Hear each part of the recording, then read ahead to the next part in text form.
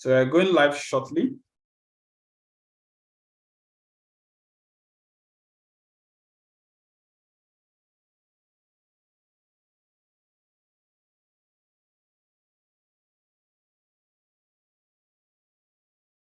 So we're going live shortly.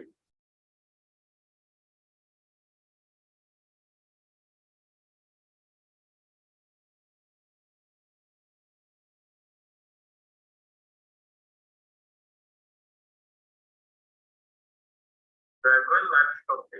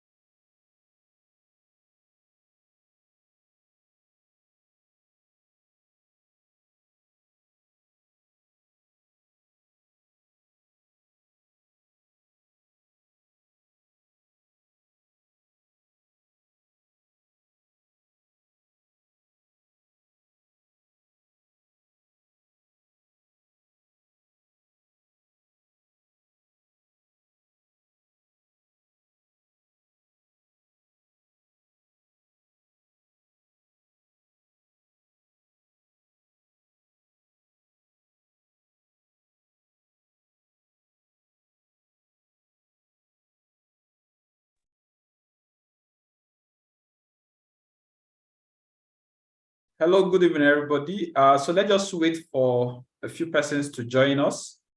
We're streaming live on YouTube. So if you are available for the call, just do a hi, say I'm available for the webinar on the live chat. Hello, good evening, everybody. So let's just wait for a few persons to join us.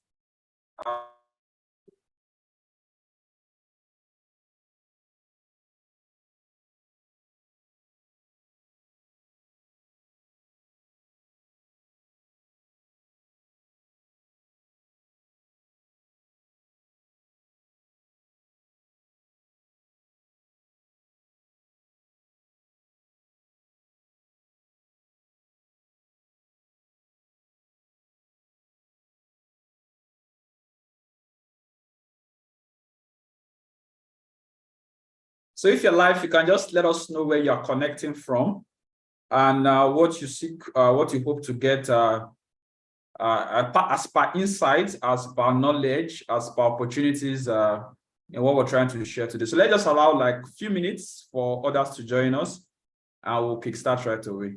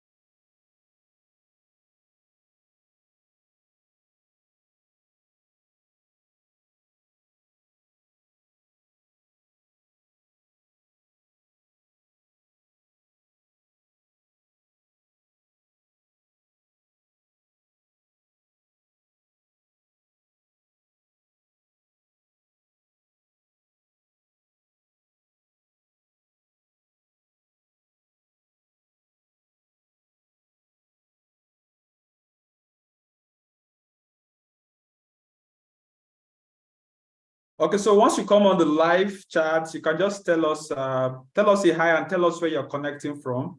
You can tell us your city and your country.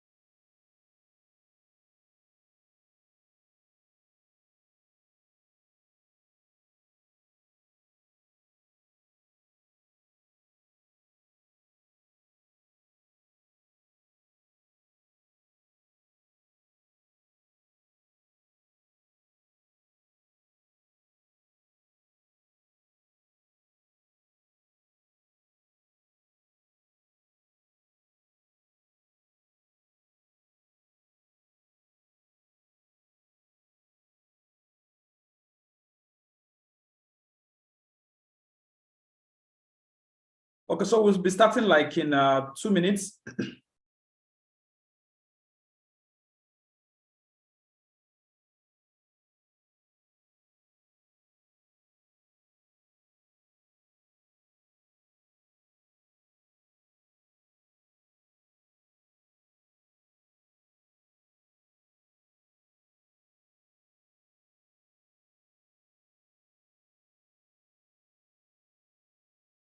Okay, Mr. Temitope, let me know if you're ready so that we can kickstart.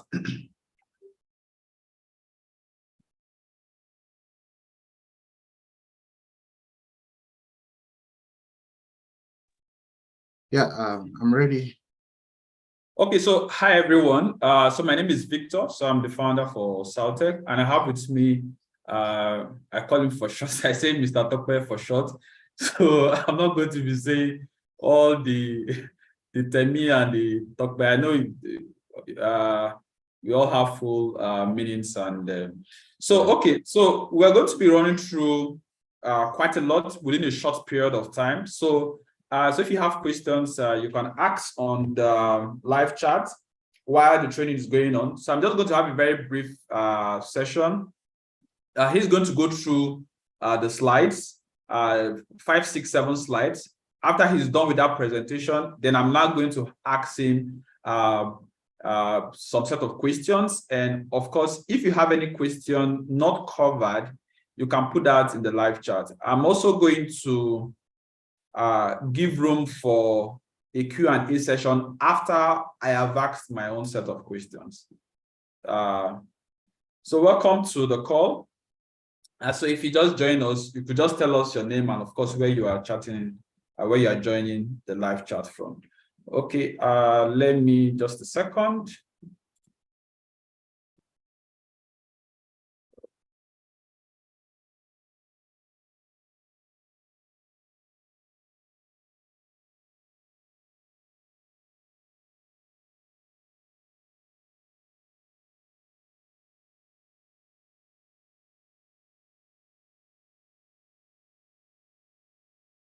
Okay.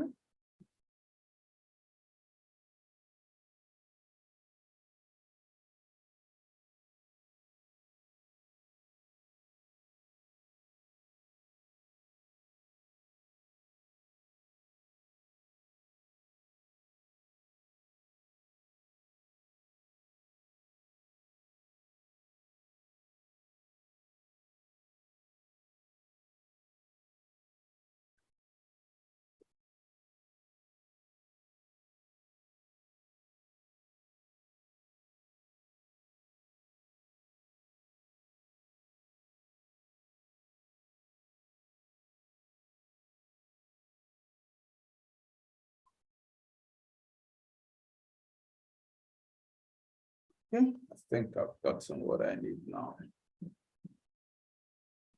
Okay, so let's kickstart. Thank you for joining us. Let me acknowledge the persons we have on the chat. We have the Reels, we have Uchechi, we have Kevin Dube, we have Kingsley, we have Adegbite, we have Benedict Dofia, we have Kingsley Gordon, we have Innocent Godwin, we have Emmanuel Chigozie from Southtech, our data analyst, we have Odede, we have Ajayi, we have Joy. Okay, we also have Adeyinka. Okay, so I think let's start. Mr. Tope, let's meet you. Hey, thank you So just so tell much. us about yourself. Just give us like, if you tell you to start, tell us about yourself, you might take an hour. So, but just give us like a 1 minute, 2 minutes brief. Tell us about yourself. Tell us where you are. I'm in Abuja, in Nigeria. He's joining us from Canada. So tell us where you are, where you are connecting from. Tell us what you do. That on the need to know basis, then of course, so that we can progress. Thank you very much. Yeah, thank you everybody for joining. I'm excited to be here this afternoon here in Canada. I'm sure it's already in the evening in Nigeria. I've been looking forward to this meeting and the day has finally come. So I want to appreciate everybody for taking time to connect this evening. I will be using it intermittently, evening, afternoon. So I think I should just stick to my afternoon since yes, stick to your afternoon, please. Since that is the reality around me. So thank you so much. My name is Temitope Anifowoshi. But for short, Tope in Nigeria, but here I choose to be called Temi in Canada. So it's Temu. just Temi. Okay, tell me. Okay, good. It's just easier for the white people to call Temi. So that's why I chose that part. So I'm a project manager with over 8 years of experience. I have a solid background in software development, networking, and IT security. And I've led projects using both waterfall and agile methodology from inception to completion. So I've managed projects in the retail sector, non-profit organization, the government sector, e-commerce. I've managed several cybersecurity projects, different network upgrade projects and infrastructure projects. I'm passionate about delivering projects on time, within budgets, in scope, and that's what I do for living. I'm here in Ottawa in Canada, and I work presently as an IT project manager in an educational sector. Okay, good. Thank you very much. So we'll be asking you quite some questions, and we hope you do awesome justice to them. Okay. What has been your experience? What's your experience like in tech? Just give us like a peep. What's your experience like in tech? How is tech compared to some other sectors? And some people have some kind of myth, some kind of idea about tech. Maybe it's difficult, maybe it's something I cannot do, something maybe a newbie cannot be able to get into. So just let us have some kind of idea. Okay, yeah, the tech industry is it's a global business. It's awesome. It's dynamic, and there's one thing about tech industry that I notice. It's the language is global. if you are a cybersecurity in Nigeria, you're a cybersecurity anywhere in the world. It's not as if you are a doctor in Nigeria, you cannot practice in Canada. You are a doctor in UK, you need a license to practice even in Nigeria. So it's not, there are some industries that are not global, but tech industry is global. We speak the same language all over the world. So if you're a cybersecurity analyst, it's the same thing you do anywhere in the world. If you're a developer, a software developer, it's the same thing you do anywhere in the world. The mode of working might be different from one country to another, even from one company to another. The mode of work, the style of work, environment might be different, but what you do, your coding is the same. It's a global industry. So one advantage about tech industry is that anywhere you find yourself, you can fit in.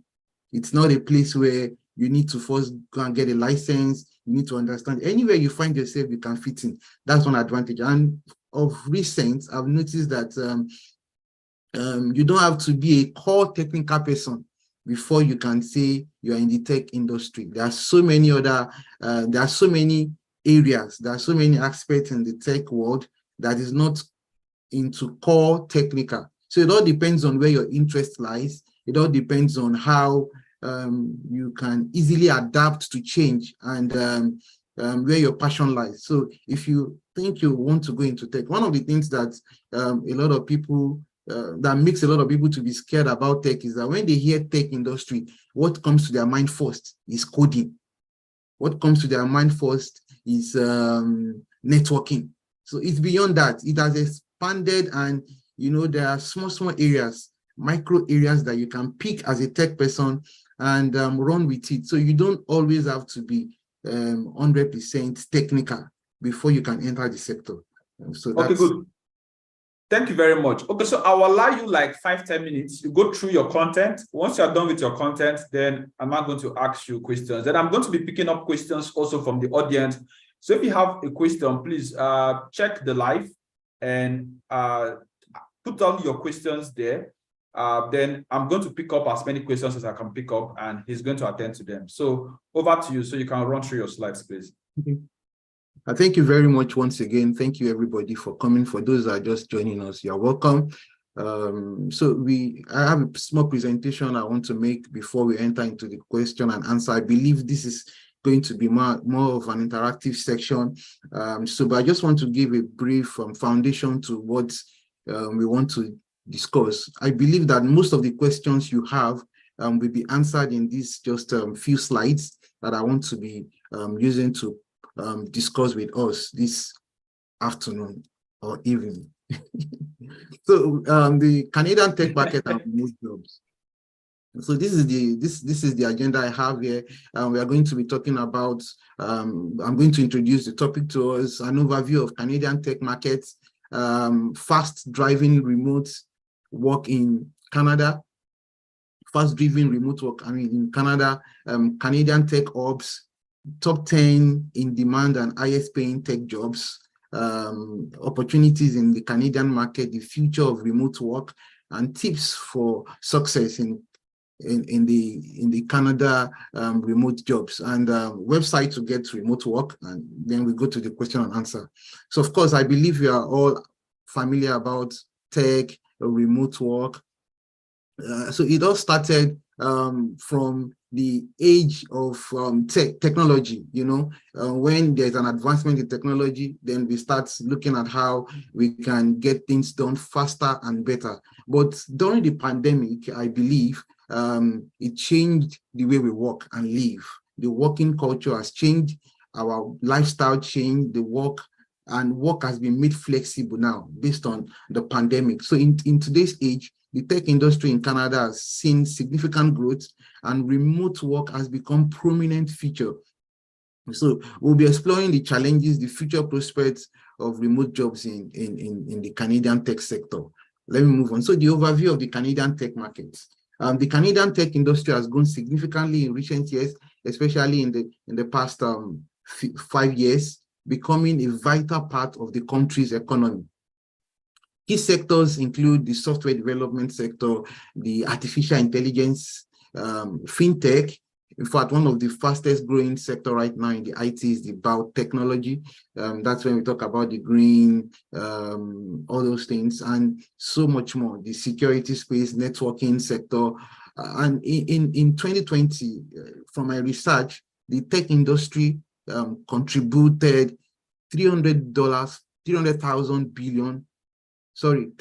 billion to the Canadians' GDP. That's how big the economy is. 300 billion Canadian dollars. Anytime I put dollar, I just make Canadian dollars. So to the Canadians, the GDP, that's how big the sector is. So the factors driving the remote work in Canada, number one is the technological advancements. Because of technological advancement, high-speed internet, there's need for advanced collaboration. So there are some tools that enables us to work seamlessly without necessarily seeing ourselves face-to-face at work. Also, one of the things that are driving the remote work in Canada is the workforce preference. A lot of people now prefer to work from home. Employees increasingly seek flexibility in their work arrangements. Like myself, I work from home.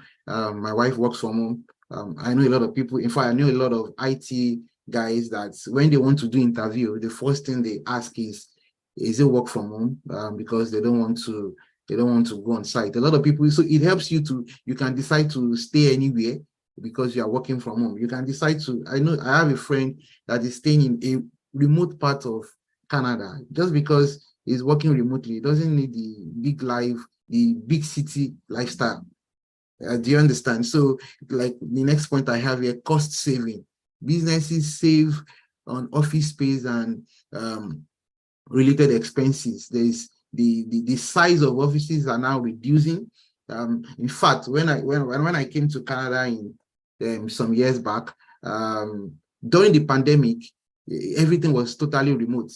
Going to shop, you don't necessarily need to do shopping. Everything you do it remotely. Work remote. So, and it has changed the life and perspective of people in renting big offices, paying for a lot of space, staffs, cleaning, so many big things. So we've been able to save costs working remotely, and this is an advantage that has come to stay based on remote working. Then global talent pool, it makes the company not just streamline their job search to just the Canada market alone. You can now globally get anybody that can do the work. So remote works allow access to diverse talent pool from around the world. That's one of the advantages. That's the factors driving remote work here. So next, it doesn't mean everybody is working remotely, really. However, in some places there are more remote jobs in some places than others. Cities like Toronto.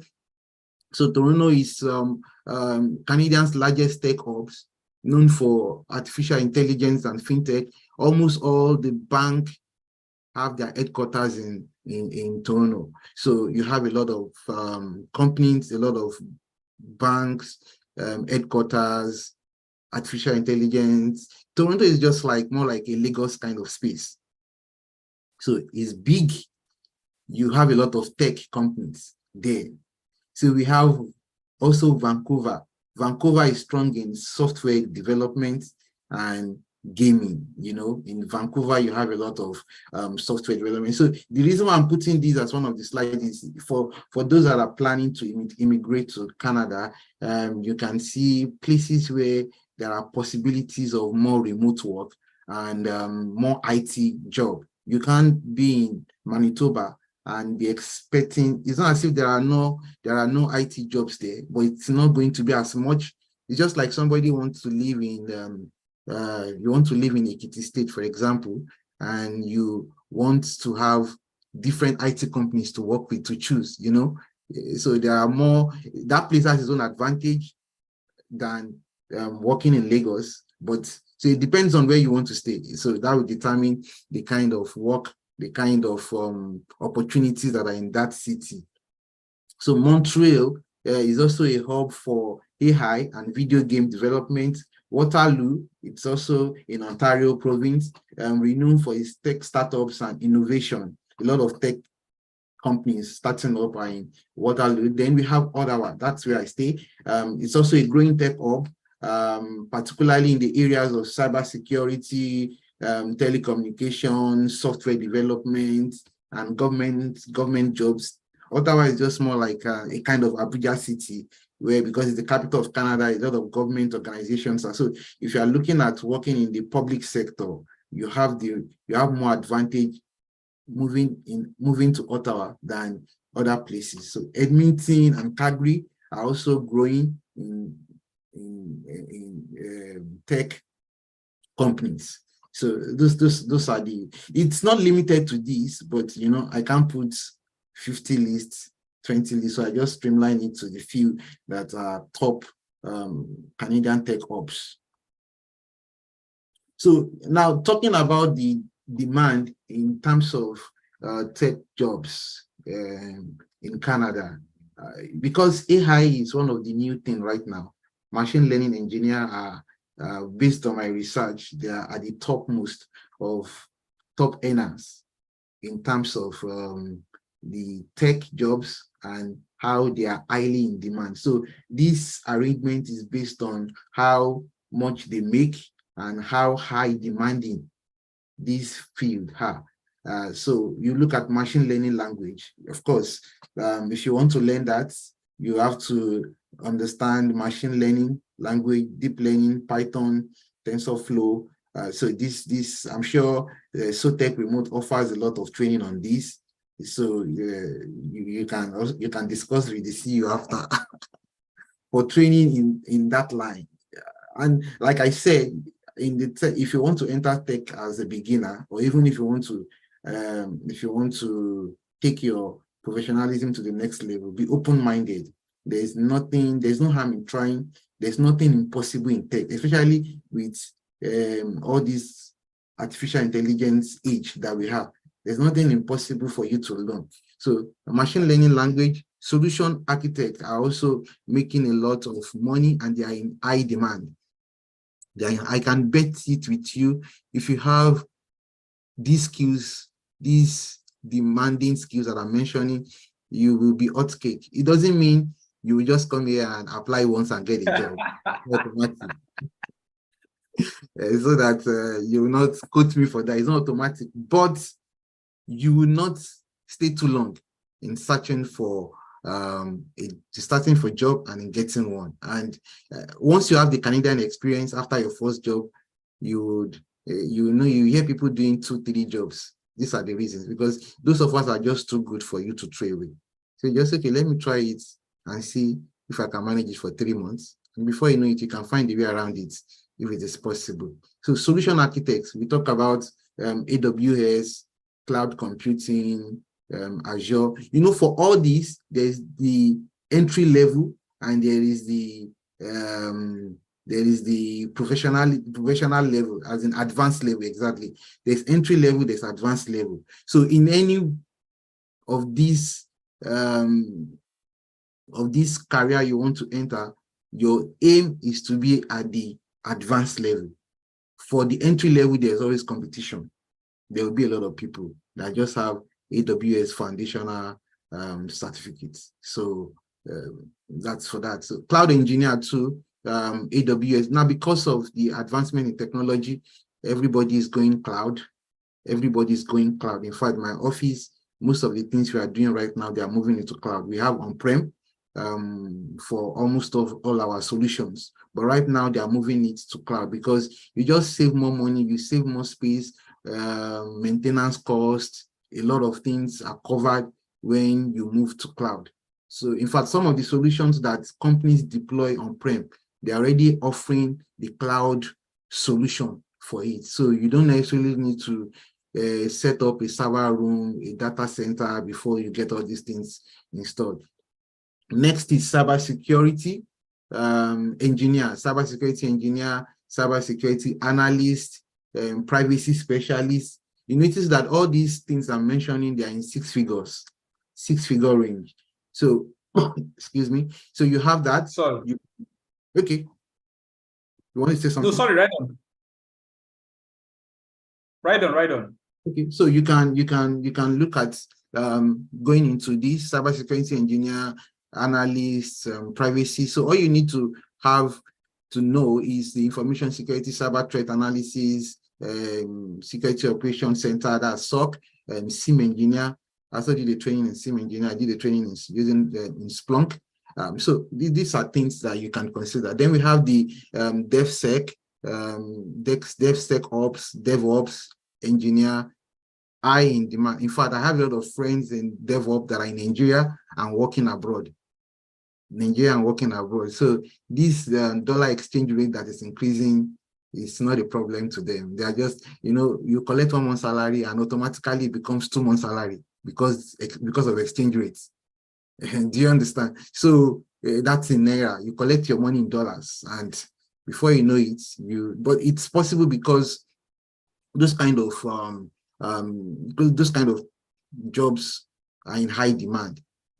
IT project manager, that's why I specifically mentioned the IT in the project managers. There are a lot of project managers, but if you want to go into technical project management, meaning that you are managing more of software development project manager, software lead, software development manager, IT, technical or agile coach, scrum master, in high demand, and you make around $90,000 to 120. Now, this is just an average. Some people make much more than that, depending on the level you are in the ladder. And so, but an entry level for an IT PM, to the best of my knowledge, I might be wrong, is around that $38 to $40 per hour. For entry level. As in entry level, what I mean is that you have, like, let's say 3, 4, 5 years experience, not necessarily a Canadian experience. So then full stack developer, data scientist, just want to go faster now, mobile app developer, technical sales consultants. So these are things that we can look into. These are just top 10 demands. There are so many other UI, UX, if you're into that also. But this is based on demand. So that's why it's written like this. It is based on demand, not necessarily these are the only things you can do in the IT or the tech jobs. But when it comes to high demand, this is what I've been able to put together. So if you want the cash, yeah, exactly. If you want the cash, and you see, it's not, don't be carried away with the money. And the money is good, but the job too is not. The job is much, especially when you are still growing. By the time you become you've gotten to advanced level, then some task that will take you 5 days, it will take you like 2 days to do. So that's when you begin to enjoy the money. But at entry level, and most times you need to also package yourself. If you cannot get a job of $120,000 now with just 1 year experience. So that's where those are the issues too. So you package yourself. SOTEC Remote Academy also does that. After packaging you for the job and you're able to get 110 job, you have to run back to SOTEC again to help you out. So what I'm trying to say is that the demand is there, the money is there, but you have to put in the work. You have to put in the work. So let's move on. Opportunities in the Canadian market.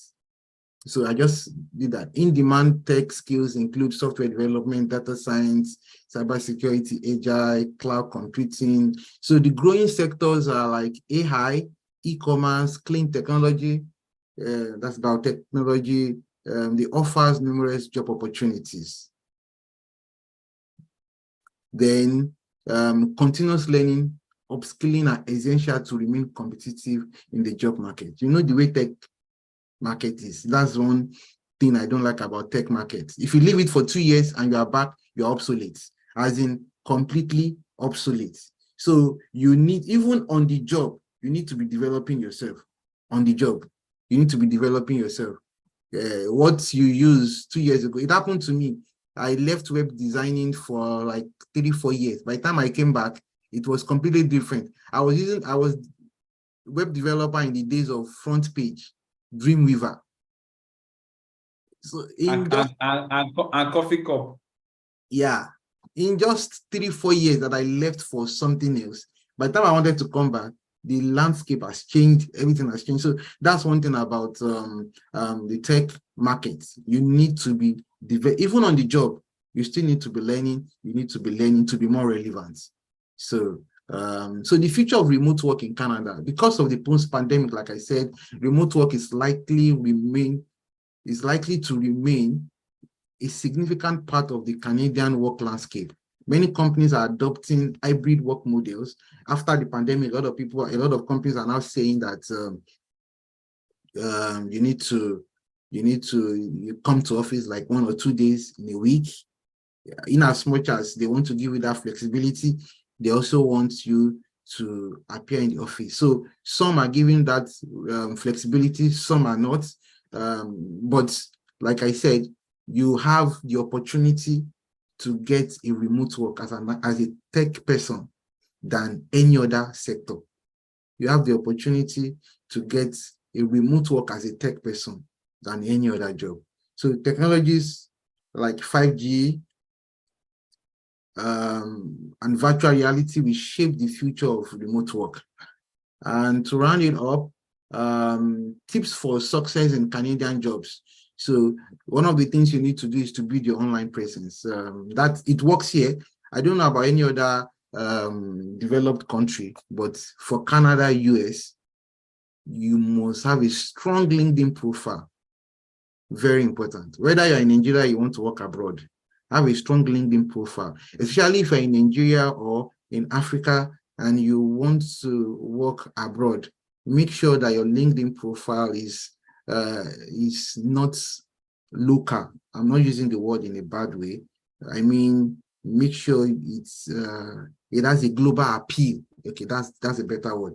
It has a global appeal, because a lot of recruiter will contact you from your LinkedIn profile. One of my friends that I have that is working in US is living in Nigeria. The guy got a US number, bought a US line. I don't know how he did it, but I know it's possible. So he bought a US line. He has a US identity, but he's only open to remote work. So which is sure, very possible. Which is possible. So he's working, he's doing 2-3 jobs right now. And you know what that means. So networking, attend industry events, join local tech meetups. So join. There's nothing bad in you trying to join meetups in the country or in the city you want to work. You are looking for remote work, because that's where you get mixed, you get connections, you link up with people, you increase your network. For example, as a project manager, you can decide to join the PMI chapter in Canada. In as much as you are in Nigeria, you can join the PMI in Canada and attend their meetings. There are so many meetups for developers and stuff like that. So look for that and find your way in. So continuous learning, like I said, stay updated with the latest technology trends and certifications. So I don't know if you can see this. This looks very tiny. Website to get remote work. So I have almost 20 here. I'm sure this slide is going to be given to everybody if you want. So you can see a lot of LinkedIn. You can see a lot of websites where you can get remote work. LinkedIn, Indeed, Glassdoor, remote.co. We work remotely, FlexJob. Their website address is there. Some are free. Some, to maximize, some you have to pay to be a member before you can get access to some job. Like I know about FlexJobs. All the work in FlexJobs are remote, and they are real jobs. remote. And another thing I also want to tell people is that, especially for those that are not in the country where you want to work, sometimes you see remote, but they will say that the person must reside in Canada, for example. You don't need to apply for such. So, but if you see remote anywhere, that they will normally put it there, remote anywhere. That kind of job is open to anybody from anywhere in the world. So when you are doing your search in LinkedIn, one of the criteria you put for your job search is anywhere, remote anywhere. Don't just write remote Canada. Fine, you can, but to be able to see more jobs that are appropriate for you, remote anywhere, it's a good way to search for remote jobs. So you can see a lot of remote, a lot of websites here that has remote work. So some of them we all know it, some are just new to some of us. So that's for that. And thank you. I think that's all for my slide. So I will open. Okay. Thank you so much for your presentation. So I will go to switch over to the interview section. So I'm going to be asking some questions, and I'm going to also be picking some questions from the audience. If you have any question, kindly use the live chat, and any question you ask on the live chat is going to be attended to, provided it's within context. I can see most of us asking quite a lot of questions, so keep dropping them. So just in, let's say in a paragraph, summarize all you said in the last 15-20 minutes, just in a paragraph or like in 4 or 5 sentences. Yeah, if I want to put it in summary, I would say getting remote job, getting into tech industry is one of your access in getting remote jobs. Some you want, because this audience is, I don't know the demography of our audience. Some people are already in Canada, some want to immigrate, some are thinking of moving to US, UK, wherever you find. We have some persons in Nigeria, we have some persons in Canada, we have some persons in Ghana, we have some persons from I think Ghana, Nigeria, Canada. You can write on. So what I'm saying, so the presentation explores the dynamic landscape of Canadian tech markets and the job opportunity. And this gives you an access and opportunity to get a remote job while you are in Africa or you're in Nigeria or wherever you find yourself. Even right now, sometimes I look for a job in US. I'm in Canada and I look for a job in US sometimes. So that's the but it's more in the tech industry than other industry. So this presentation. So we have, sorry to cut you, so we have more opportunities. It's just like if you want to, somebody actually said some time ago that you have 2 industries where you have quite a lot of opportunities, healthcare and tech. And one of the reasons is that healthcare is so crucial because you have to be alive to do any other thing. So in most countries, if you have, like I was just chatting with somebody a while ago, we're talking about impact funding, impact investment, looking at where to invest in. And the person was saying that he is into impact funding. So with my, let's say, 15, 16 years in business, I don't have an MBA. So I started looking up what is impact investment. So the 4 or 5 sectors I saw when I looked up was healthcare, education, tech, oil and gas. So these are industries that you can actually not do without them. You can't do without healthcare. That's why I see some persons that may be trying to go outside, trying to leave their country, migrate to somewhere else. You see them looking at healthcare jobs. Then you see other persons also looking at tech, because with all the other sectors, you need tech to drive them. So without tech, you cannot drive healthcare, you cannot drive business, you cannot drive government, you cannot drive education, you cannot drive the other sectors. So and of course, when you need to drive them for small businesses, for schools, for enterprises, for government. At any level, tech comes in. Okay, so let's try to look at some questions. And I'm going to be picking some questions from the audience. And so let's just go through them. Okay. Now, looked at demand skills. We mentioned data science, cybersecurity, cloud. Now, some of these things are very technical in terms of skill sets that one needs to have or know. Can we look at some of the soft skills? No, we talk about hard skills, soft skills. So what are some of the soft skills a tech professional should have if you want to succeed in remote work? It can be Canada, it can be UK, it can be any country, but soft skills that you need to be, can even make you, if you don't have them, you can lose out on opportunities. Yeah, that's a very good question. Very, very good question. Because you know, when you want to get this job, of course, it's not automatic. You have to do interview. You have to submit your resume first. You submit your resume. In your resume, you write everything that you're supposed to write there. But when you're doing the interview, one of the things the interviewer is looking out for is your soft skill, apart from your technical ability. So one of the soft skills they are looking out for is your communication. That's number one, communication. Because on the job, you'll be communicating either by writing or by speaking. So communication is one soft skill that you need to learn. The second thing is time management. Time management for me is important. How you can prioritize tasks, especially for a remote work. It's easier for you to get caught up in so many things at the same time, and you don't have anything completed at the end of the day. So your time management is very important. If you are not careful, remote work is good, but you can be doing overtime every day because you have tasks. Most of the, especially when you are talking in the tech sector, you'll be doing daily stand-up every day. You can't keep saying you are doing the same thing every day. I'm still working on in progress. Is the same thing that is there. I'm on it.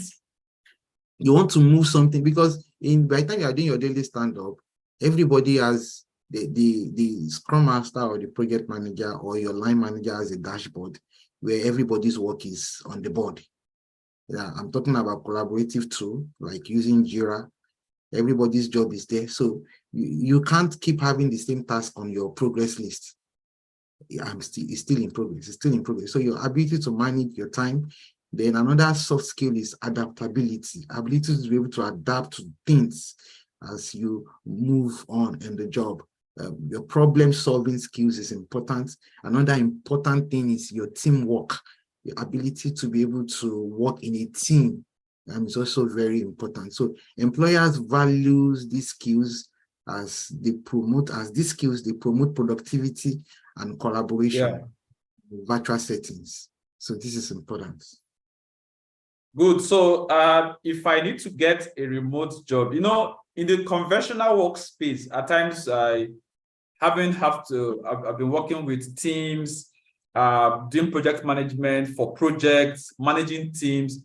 At times it's difficult where you have a project, let's say develop an application or develop a software. If I to develop a software, for instance, we'll need a UI UX designer, we need a BA, we need a business analyst to gather all of the requirements of what the software is going to be like, all of that. We need to give it to a UI UX designer. He or she is going to like do all of those drafts, do some of the screens, and somebody's going to vet it. A quality assurance person is going to be checking through, or a tester is going to be checking through all the while. Then there may be the front end guys, they will develop some aspect of it, then the back end guys. Then depending on how it's going to be deployed, whether it's going to be on a regular host application or a server, or it's going to be on a cloud hosting server, we might need a site reliability engineer, we might need a DevOps engineer, we might need a solutions architect to plan the entire stuff. Then, of course, we now need a project manager that's now going to put everything together within cost, within budget, within time to make sure that now you have a lot of team roles, like you mentioned.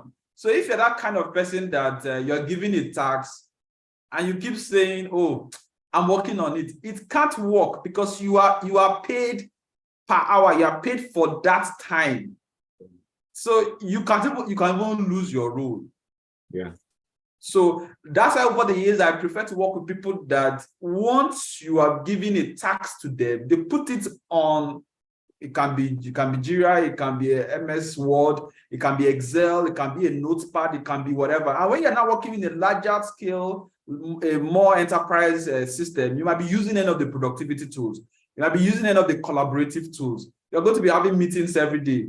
So the soft skills are very important. So you mentioned our communication skills, you mentioned adaptability, being ready to learn.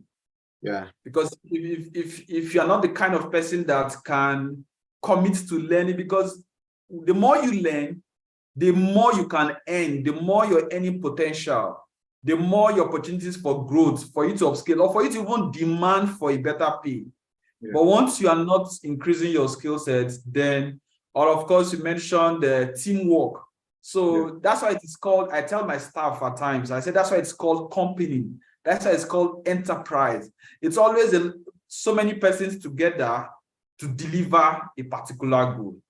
So soft skills are very, very critical, very, very important. So it's not just only the tech stuff. The soft skills are very, very key. Thank you very much for your insight. Okay, now a lot of people are going to ask, I am new. I don't know Jack. Where do I start from? I'm just hearing somebody mentioning site reliability, engineer, cloud. Somebody's even asking what is cloud on the chat. I think Christopher Queen is asking what is cloud.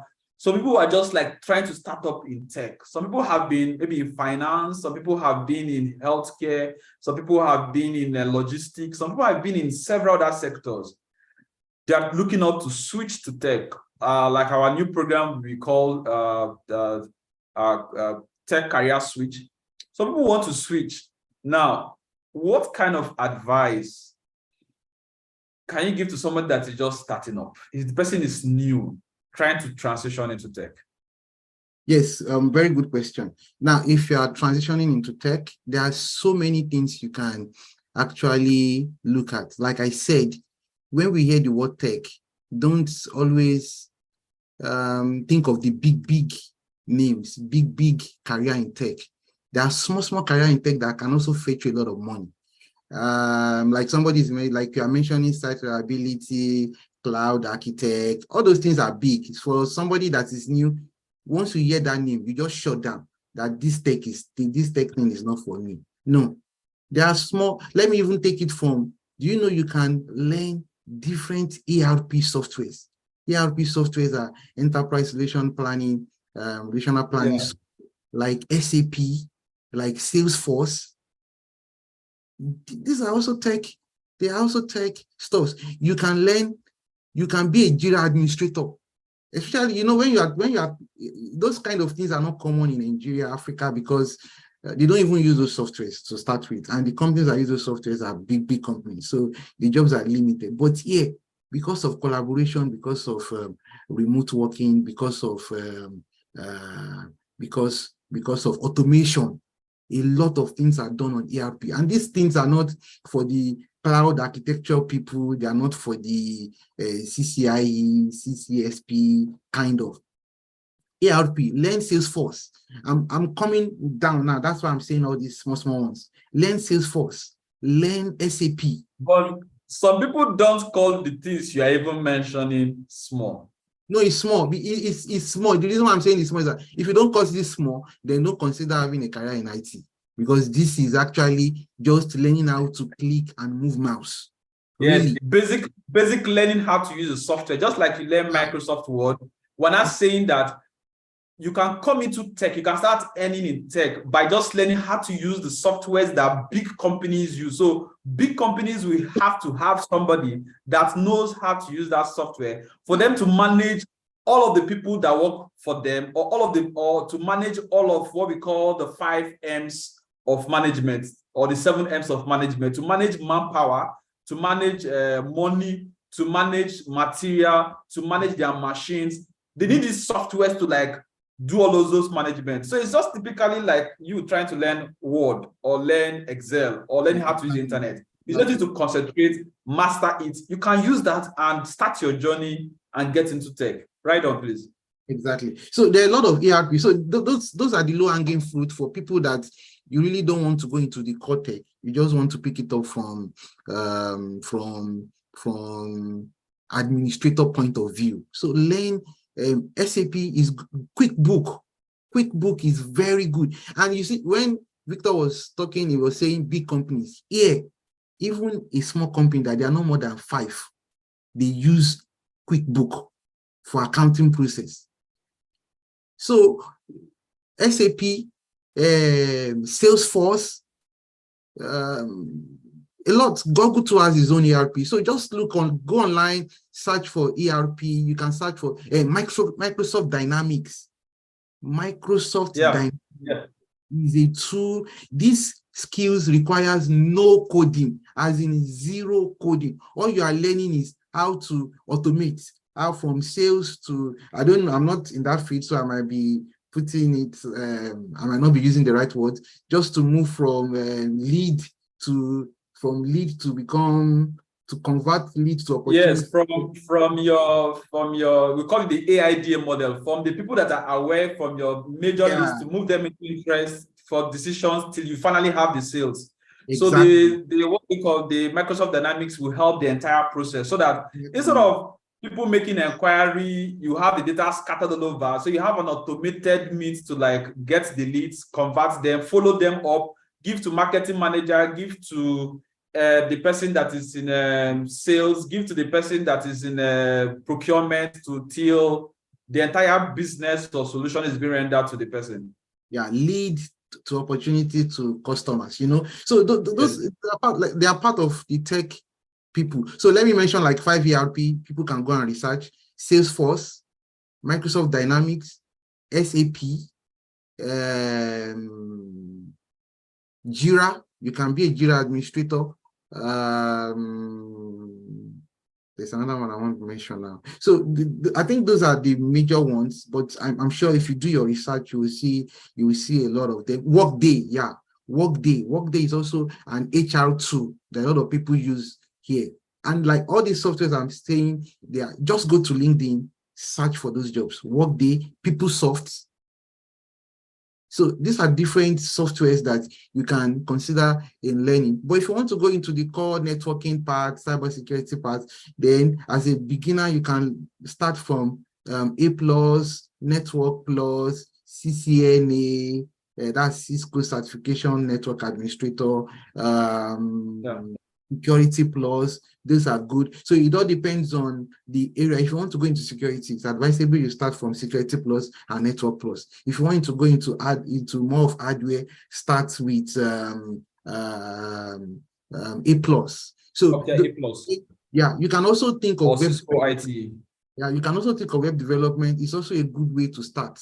But for those already in the field, don't limit your opportunity to the entry level. Try, if you're in web development already, try and move to the next level, depending on your area, depending on where you think your strength lies. Also, another field that's also good for managers, because some people are already managers in their company, they want to move into IT. You can look into project management. Project management is very good for people that you find yourself leading a team naturally.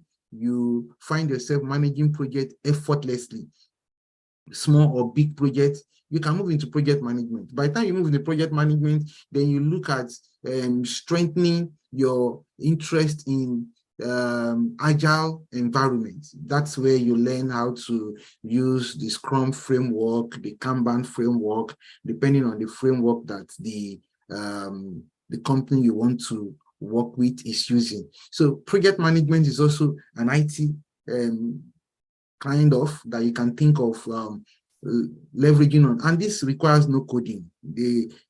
Even business analyst is also a very good tech field you can enter. You write your certification, Certified Business Analyst Professional, CBAP. So all these are just based on information. So a lot of opportunities in the tech that people are not looking at, but once they hear tech, they always feel they are for the machine learning. Those ones, if you want to enter into machine learning, and you're already over 40, you need almost 5 to 6, 7 years before you can master it.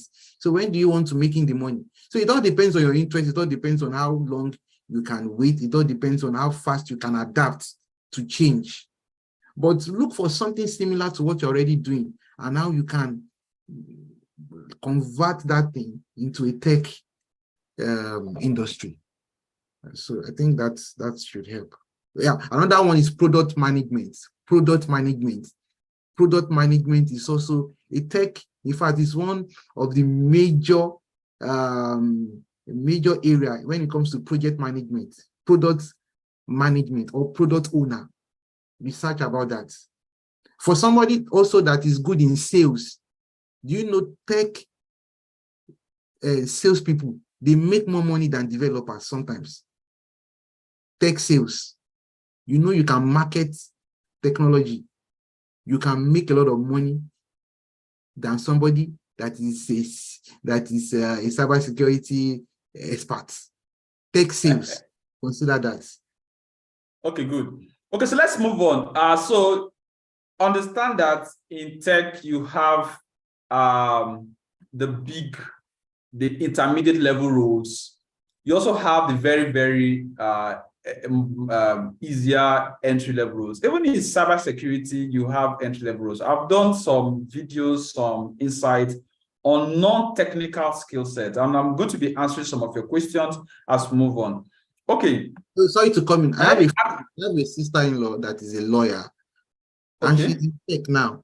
Do you know the area she went into tech? Privacy. Yes, privacy, cyber law, general compliance, and all of those stuff. She's in tech. That is it. So as a lawyer, moving into tech and not totally leaving your passion. Yeah, so you can still have a passion, or you have an area. For instance, like I was speaking to somebody that is planning, I think that couple now, they should be in Canada now. So of course, people want to look, it's good to look at other areas, but when I advise persons or people trying to transit to tech, one of the first of questions I normally ask is that, what are you doing currently? Yeah. So that your migration is as smooth as possible. Exactly. For instance, somebody that is a lawyer, you already know, for in tech, we'll say GDPR, HIPAA, we talked about different countries are going to nationalize different regulation, compliance, talk about NIST framework, we look at different framework, different guidelines, country-based that regulates how tech should be done.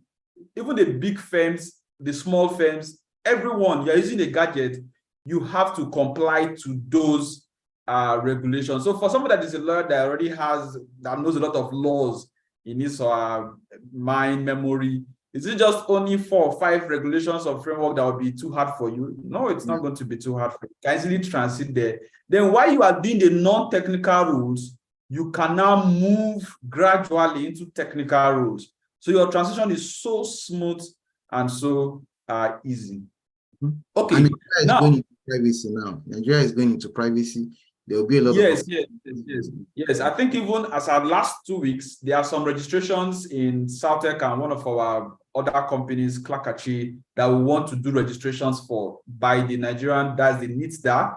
They have this privacy. They want companies to now start checking, auditing other companies to make sure that they comply to those regulations. So you have this spread across. Okay. How can a newcomer, somebody that just got into Canada, I think somebody on the call that just left Nigeria did some courses, some persons are just in Canada, some people have just gotten into UK, some people are going to be listening to this now or in the future, they're in different parts of the world. Now, you want to build a professional network because it's the people you know, right, that will get to do recommendations for you, that will get to say, okay, there's an opening here. Oh, my company needs so and so. Just like you talked about, like I've been a member for PMI, Project Management Institute, for so many years. I keep renewing my membership. You can be a member, even IIBA, being a member. So you can be a member in a particular area. It gives you opportunity to know people and so what kind of advice do you give for somebody that's, especially for a newcomer, someone that's new? Okay, yeah. One of the things I want to say is that for someone that is new, number one, you must have already discovered where the area you want to go into. And like we said before, you look for where your passions lies in IT sector. Then another thing I will advise you is to get a support system. That's important. Get a support system. Get to have people around you that can help, that can direct, that can advise. If possible, get a mentor. If you can have a mentor, is also very good for direction. Be open-minded. Get to meetings like meetups, networking. And very important thing is also, another important thing is that you must try and attend boot camps. Very important. Enrolling in relevant courses or boot camp is also very important.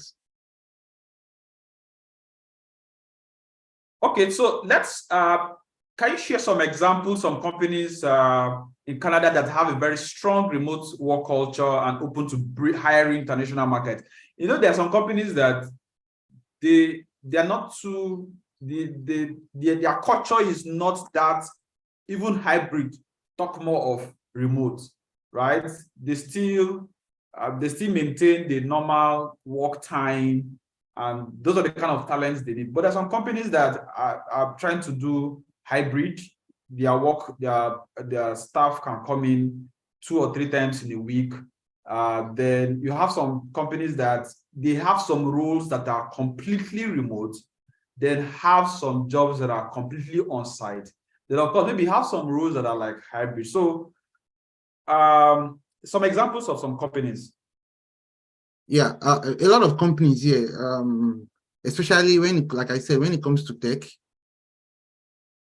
80 to 90% of companies that are in tech are doing remote friendly. They have a remote friendly policies, meaning that you can, sometimes they call it hybrid. Hybrid is work from home, and sometimes you go to the work physically. But when it comes to fully remote, there are a lot of companies that are also into that. Shopify is fully remote. OpenText is a company in Canada, fully remote. Microsoft Canada is fully remote. Pythian, there's a company called Pythian, Pythian, Pythian is fully remote. Good. I think I just created a WhatsApp group. WhatsApp can take up to 1,000 persons. I think once it goes beyond that, we cannot talk about Telegram. So I've just created a WhatsApp group, is on the live chat. So some of these companies, like this presentation, if you want to have it, make sure you join the WhatsApp group. You're going to have the document. Then a compilation of some of these companies, additional companies. We're going to compile them and let you have them. Okay, now, you know, I do tell people that care to listen, or persons that are very serious about leaving their country, migrating, moving to somewhere else, that it's a job, it's a big job. So it's not something you just wake up and you say, I'm off to Canada. Yeah. It doesn't happen that way. So just give us some kind of insight to visa, immigration process, especially for IT professionals. You know, you see some countries will say, okay, we need people, we need drivers. Some countries will say, okay, we need healthcare professionals. So it's slightly different for IT professionals. So just give us some kind of insight towards visa, the immigration process, and all of that. Yeah, thank you. Visa and immigration processes can vary depending on your individual circumstances, depending on whatever type of immigration process you want to use. So of course, I'm not an immigration consultant. I would advise that you meet immigration consultant for more information, but I will just say a little on what I know and the few things I can advise. For some, there are programs, there are government-sponsored programs or initiatives aimed at assisting new immigrants with tech career transitions in Canada. So you can also get province nominee program. You can write that down for people that want to research on that. So Canada offers programs like provincial nominee program. So this program is targeted towards a particular job profile. For example, they can say they need software developers, IT project managers. So that kind, you have to monitor it based on the province you are looking at. Ontario province, different province that are offering provincial nomination. So also Express Entry is also one program that you can also do. Right now, Express Entry is going into skilled, they will be choosing it based on skill. So that's another program. Also, some people look for a job. I know a friend that is now in British Columbia in Canada here. So what he did is that he got a job online, and the company offered him a job. They offered him appointments, and if he wants to come to Canada, they can help him with the documentation. So some people get job right from Nigeria or wherever they are, and the company will sponsor you to come and join them. Some people too come into visiting and they look for job and they get. Then the company will do the processing for them. It's not easy, but it's not impossible. So it all depends on your level of professionalism, your level of your skill. For somebody that is entry level, that might be very difficult to come here and come here as a visitor, get entry level role. It might be difficult, but it's not impossible. So it all depends on your level of profession. But there are different programs that Canada is offering for new immigrants, for people that are outside, because Canada is also looking at leveraging, all these programs they are doing, they are leveraging on your skills to come inside. Because once you come in with your skill, you are developing their country, you are paying tax, you are doing a lot of things that it's also beneficial to them.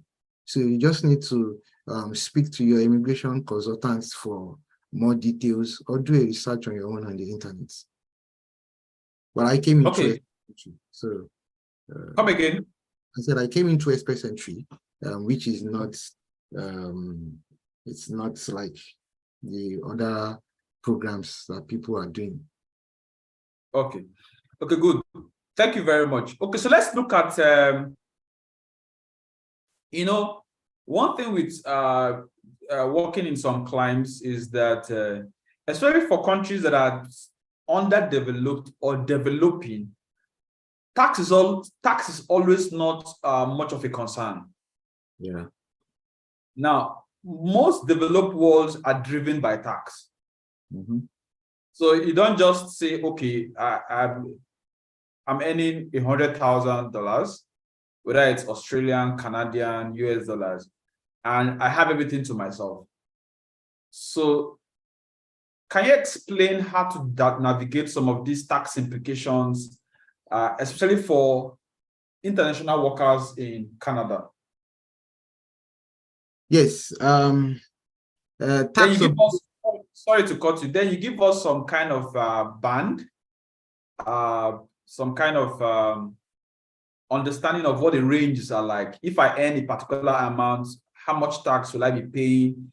If I earn a particular amount, what is my deductible? What can be my take-home pay? All of that. Just give us a kind of an idea. Yeah, so it all depends. Tax obligation can be complex for remote international workers. It is also advisable to speak with your tax professional or accountant familiar with international taxation to ensure compliance. But from my own knowledge, if you work in Canada, if you live and work in Canada, your tax it depends on, it's just the way it is done in Nigeria. The higher you earn, the more tax you pay.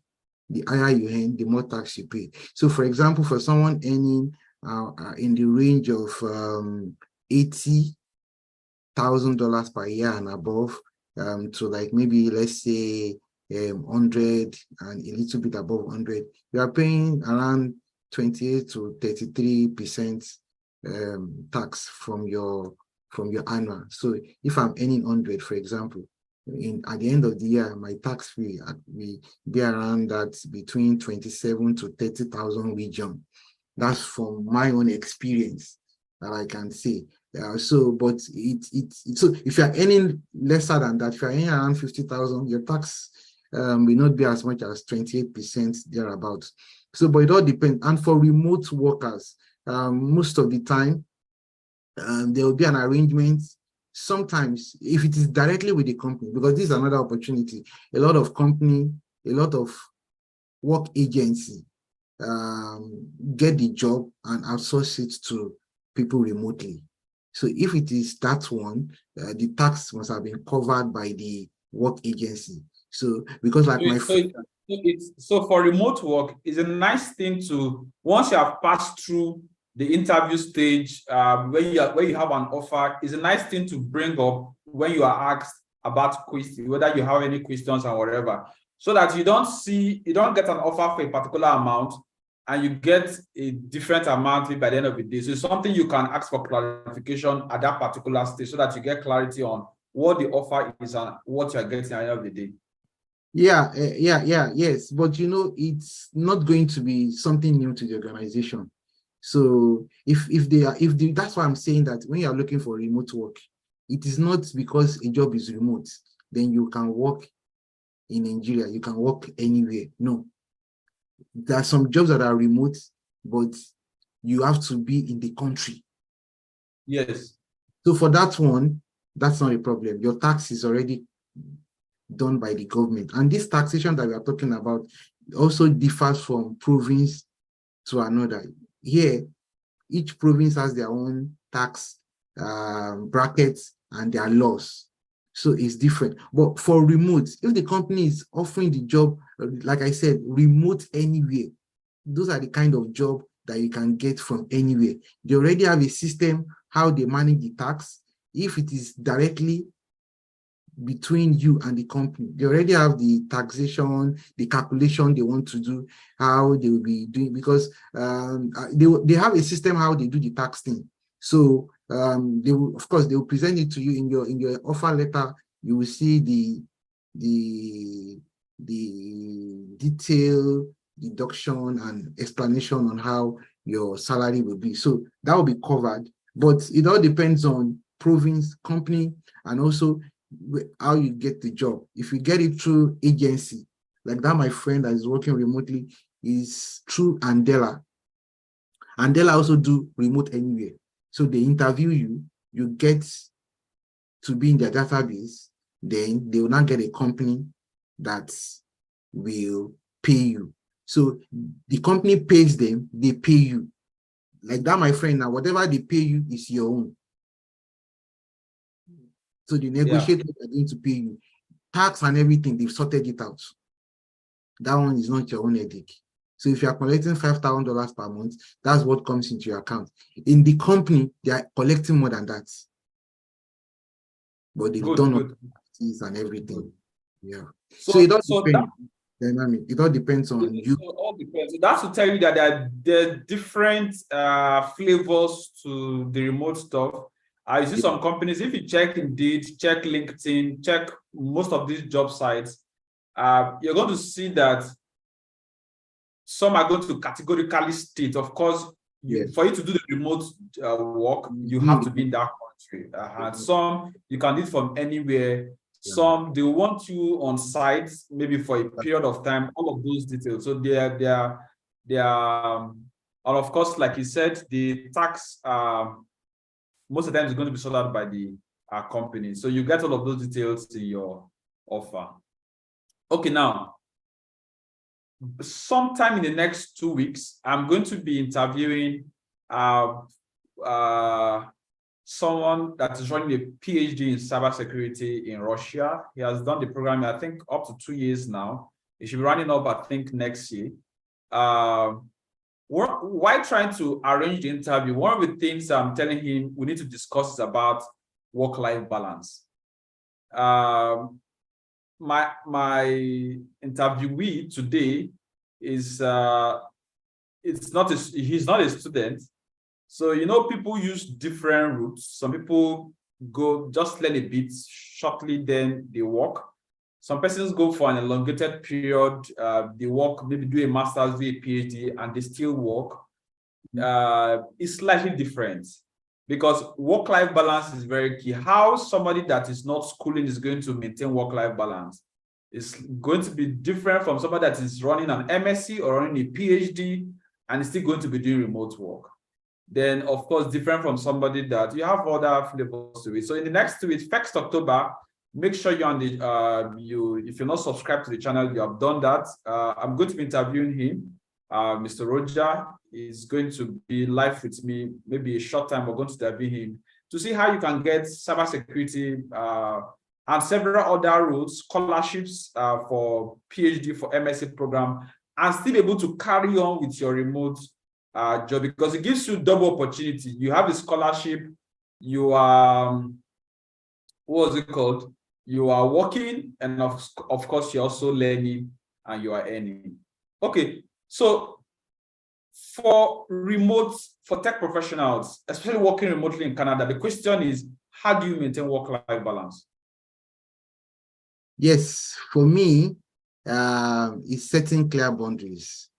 Make sure you have, especially when you're working remotely, work is home, home is work. So you need to set a clear boundary when work finish and when family time starts. So for me, when it is the time for me to finish my work, I don't even have a choice. Whether you finish or not, the children will start coming to you. So you need to finish. So I finish my work when it's time to finish work. And if I have any carryover that I need to do, I do it at night when everybody's sleeping. If I have any carryover that I need to do, that's the way I do my own timing. Sometimes I do, because my work is very flexible. So sometimes I work in the night, do whatever I need to do at night, so I don't have any carryover, and make sure I'm ready for the next day. And when it's weekend on Friday, I don't open my system at all on Saturday and Sunday. Except if it is very important or there is something. And if it is important, the family would have seen it, because they know that you don't normally do that. So the same thing, sometimes too, for example, my wife, she decides to resume work early, like 7 a.m. and close like 3 p.m. So those are the advantage of advanced country, flexibility in time, remote working. So once you can do your 8 hours, there are some jobs that give that flexibility. For example, where my wife works, if she wants to do the job throughout the night, just do your 8 hours. And of course, you don't have to do that, because you have to also work with people. So if she works at 7 a.m., finish by 3 p.m., then she's done. So that's how I do my work balance. When it is work, it is work. When it is family time, it is play time, it is play time. So establish it. That's why I'm saying time management is important too. Sometimes what makes you to do that is when you have a task and you are not done. And also capacity. You are working and you don't have enough capacity to accomplish the task. It can be knowledge gap that is making you to do a task for 5 days. So that's why you need, as a tech professional, you cannot get tired of boot camp. Boot camp, sometimes I go to boot camp that not because I want to, not because I don't know what they want to teach, but I just want to learn a new way of doing the same thing I'm doing. Because I do tell my team most of the times that whenever you are given a task, one of the things that distinguishes a professional and an amateur is how efficient. Yeah. So if I'm given a task to do, or if I even give a staff or a team member a task to do, I expect that you are your first, like in project management, we always talk about planning, that your very first task to do is to look at what is the most efficient way for me to deliver this task. Don't just get started. First, think about, first plan, how will I efficiently deliver this task? Once you know how to efficiently deliver it, you are, like you're talking about work-life balance. I think sometime last year also, for instance, last year, I closed as early as November for the entire year, and I resumed as third week of January thereabouts. And for the past 2 years now, I've canceled everything that has to do with Saturday work. So if I'm to work on Saturday, it has to be very, very critical, or except I'm doing something remote. You must be balanced. Also, you let your colleague know your boundaries. Let them know your boundaries, that this time, especially for us working here, I cannot barge into my boss when it's already after work time. You are encroaching into that person's time. So there are some boss too that by 6 p.m. they are still sending email. If you don't respond, they cannot query you because it's not your working time. So let them know that this time is my work time. This time I'm not at work, and work is work. Home is home. Do you understand? So those are the ways you just let people know your own policy, your time. When you are on leave, you are on leave. You don't, even if you see the email, don't respond. That's one of the ways to tell people where you stand when it comes to work-life balance. It's not going to be easy, but you know, for us coming from Africa, we like work. So when we get to work, we want to do everything. And the truth is that they'll be pushing the work to you as you are doing it. And it doesn't mean they will promote you when promotion comes. So don't get fooled by it's very hardworking. No, you don't need to be hardworking. You need to work smart. There's no between working. Smart work. So work-life balance, smart work, timing, properly communicating, setting boundaries. It will help you succeed. That's what can even assist you, aid you to do 2-3 remote jobs. You do some, you outsource some, you project manage some, and you deliver. But if you cannot plan properly, it's going to be very, very difficult. I have quite a lot of questions here. I'm going to treat them. So, but let's just go through some other questions before we call it a wrap. Okay. But maybe before you go to that, let me also tell you something that people do here. This is just a secret. Not a secret really, but this is one thing that people also do. There are sometimes as a tech person, you have a task that is big for you. Sometimes you also outsource it to people to do it for you. It makes your job faster, easier. Especially for those in the tech. You know what I mean by tech? Yes, the real tech. Yeah, if something, because sometimes this kind of thing will mess you up. That's why you do overtime. You are trying to bring up a server that is not working and everybody is waiting on you. And that's why they're paying you. And you are not getting the job done. You now do almost 18 hours on your system. You are not getting to the root of the situation. Talk to a mentor, talk to a colleague, get support somewhere. Do you understand? By the time you get into those kind of support environments, you will notice that you are getting your things done easier. Don't be stingy of paying people that knows more than you to do the thing for you, and you learn. You're only paying a training fee, not necessarily paying. You are paying for ignorance. Yes. You're also learning. And next time it happens, you know what to do to make it done faster. Such things. Sometimes by the time you get to a level, a 2-day task, you finish it in 3 hours, and you put in your report at the second day. You have enough time to work and do some other stuff. The thing that will even happen is that I just remembered, I think last 2 months, one of our clients, their site was hacked. But it looks like a hack. It's what we call a Google blacklisting. Now, once I saw it, you know, there's what we call experience. So, but if you never knew that kind of situation that you have, that you imagine you have thousands of people waiting for somebody to bring a site back. a site that is maybe, or a server that is down, maybe you are a solutions architect, or you use whatever platform that you use, or whatever thing that you do. Once you build competence, what will happen is that once you see a challenge, you already know how long it's going to take you and when you are going to be done with it. That's the advantage of experience. But once you don't know it, you're going to be gambling all through. And most of the times, like you said, outsourcing, there was a period that I outsourced most of my work for like 2 years. I just decided to go solo. And I outsourced most of my tasks, most of my jobs to persons in India, in Bangladesh, some persons in Nigeria here, some persons in UK, different. And the beauty about that was that I was achieving quite a lot fast. While I'm moving for a meeting, a job is being accomplished on my behalf. While I am presenting, somebody is submitting a job to me. And I'm just project managing, and I'm just like, and I can take a very big chunk of work and split it into piecemeal. By the time I'm even giving you the task, you typically don't know how big that task is, but somebody else is working on another part. This person is working on another part. And at the end of the day, somebody else is now bringing everything together. And I can bet you in 5 days, I'm done.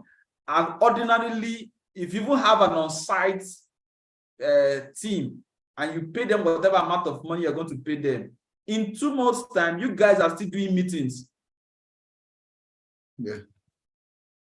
So the secret is shared is an awesome secret. You get enough skill set, you get your certifications right, you get a remote job, you get 2, 3, then you learn project management skills, because it's very, very crucial. Very, very managing team, managing people is a skill, or is a skill, as in it's a separate skill altogether, because to get people to get work done is a skill, right? So once you master that, you can do stuff. You see, companies have built this into industries, right? Where somebody is going to get like 200, 300, 400 jobs, get a team of persons, train them, feed them, house them, then pay them 30, 40% of that amount, then use the rest for logistics and the rest for capital base and for growth. There are some interesting questions in the chats, the YouTube chats. Maybe you can look into that too. Okay, so I'm going to pick them, but let me just ask you like 2, 3 questions from my list, then I can wrap up with the questions from the chat. Okay, let's talk about CV building, portfolio. So what can help somebody stand out? Just briefly before we move on, please. Yeah, resume building. Resume. Try to look at my resume here. Yeah, resume building is and interview preparation. Somebody was asking something about interview, like a methodology, like a guideline that can help you stand out and ace the interview. For resume building, yeah. In Canada, yeah, they call it resume. I had to switch to, in Nigeria, we used to call it CV. Yeah, they call it resume. For resume building, there are a lot of professionals, consultants that does that. I did my own myself, and I always advise people that even if you don't have money to pay consultants, to pay experts to do your resume, just look for resume of someone that has gotten a job. If you can get 2, 3 resume of someone that has gotten the job, tailor your resume in that fashion, then you will have a resume like Canadian style of resume. There is a Canadian style of resume. It doesn't have gender. You don't put picture. You don't put how many children you have, all those unnecessary information that we used to put in Nigeria. It's not relevant because they don't want to know your gender. They don't want to know your age. Don't put your date of birth. So those things are the general structure. That's the Canadian resume structure. So I advise people, if you can get experts to write your resume, try and do that. If you cannot, I didn't do that. Just look at somebody's resume, then adopt it. There are also online free resume templates that you can use to build your resume. So that's another, if you Google, I can't remember anyone right now, but there are a lot of. Okay, sorry to cut in. I just dropped the WhatsApp link on the live chat. So if you want to get like some of these additional links, we will provide them there on the chat. If you also want to get this slide, we'll drop them on the WhatsApp group. So if you need additional information that we've not covered, we'll drop them. We might dedicate maybe one day. You know, we're talking about work-life balance. So after the chat, we're not going to answer all the questions all through. So, but we'll offer support, even resume building. Somebody's asking about another stuff. We'll talk about them in the WhatsApp group. Okay, but let me just ask you two questions. I'll ask both of them. Let me finish this resume thing because it's important for people to understand. So, but let me just put it in this. For example, let me use my resume as an example. In my resume, I have my name. After my name, my city and contact information. So I'm telling you about my own resume, which is more of a Canadian resume. For Europe, it might be different. So for my own, my name, my contact information, that's the city I live, my number and email. Then the first part is professional summary. Write the professional summary of yourself. You can leverage on ChatGPT to do this. Just tell ChatGPT, write the professional summary for a project manager with 8 years of experience. It's going to give you that. I put the professional summary, technical skills. That's, for example, my technical skills now, I put the waterfall ledger methodology, software development lifecycle, change management, estimation and budgeting. Don't forget I'm a project manager.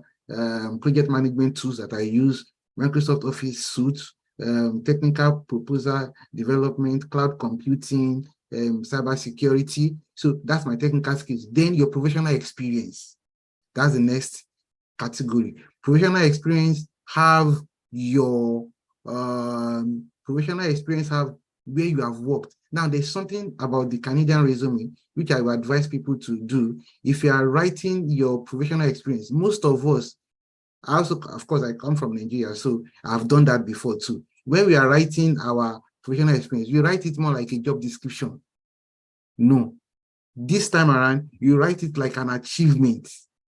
So in your professional experience, for example, IT project manager / Scrum Master, the company you work, the month and year, then you now write your achievement. That is what you are going to write, not the job description. So for example, let me give you an example now. I said, successfully delivered multiple projects within budgets ranging from $50,000 to $2 million, providing leadership, direction, strategy, and vision to enable growth and business agility.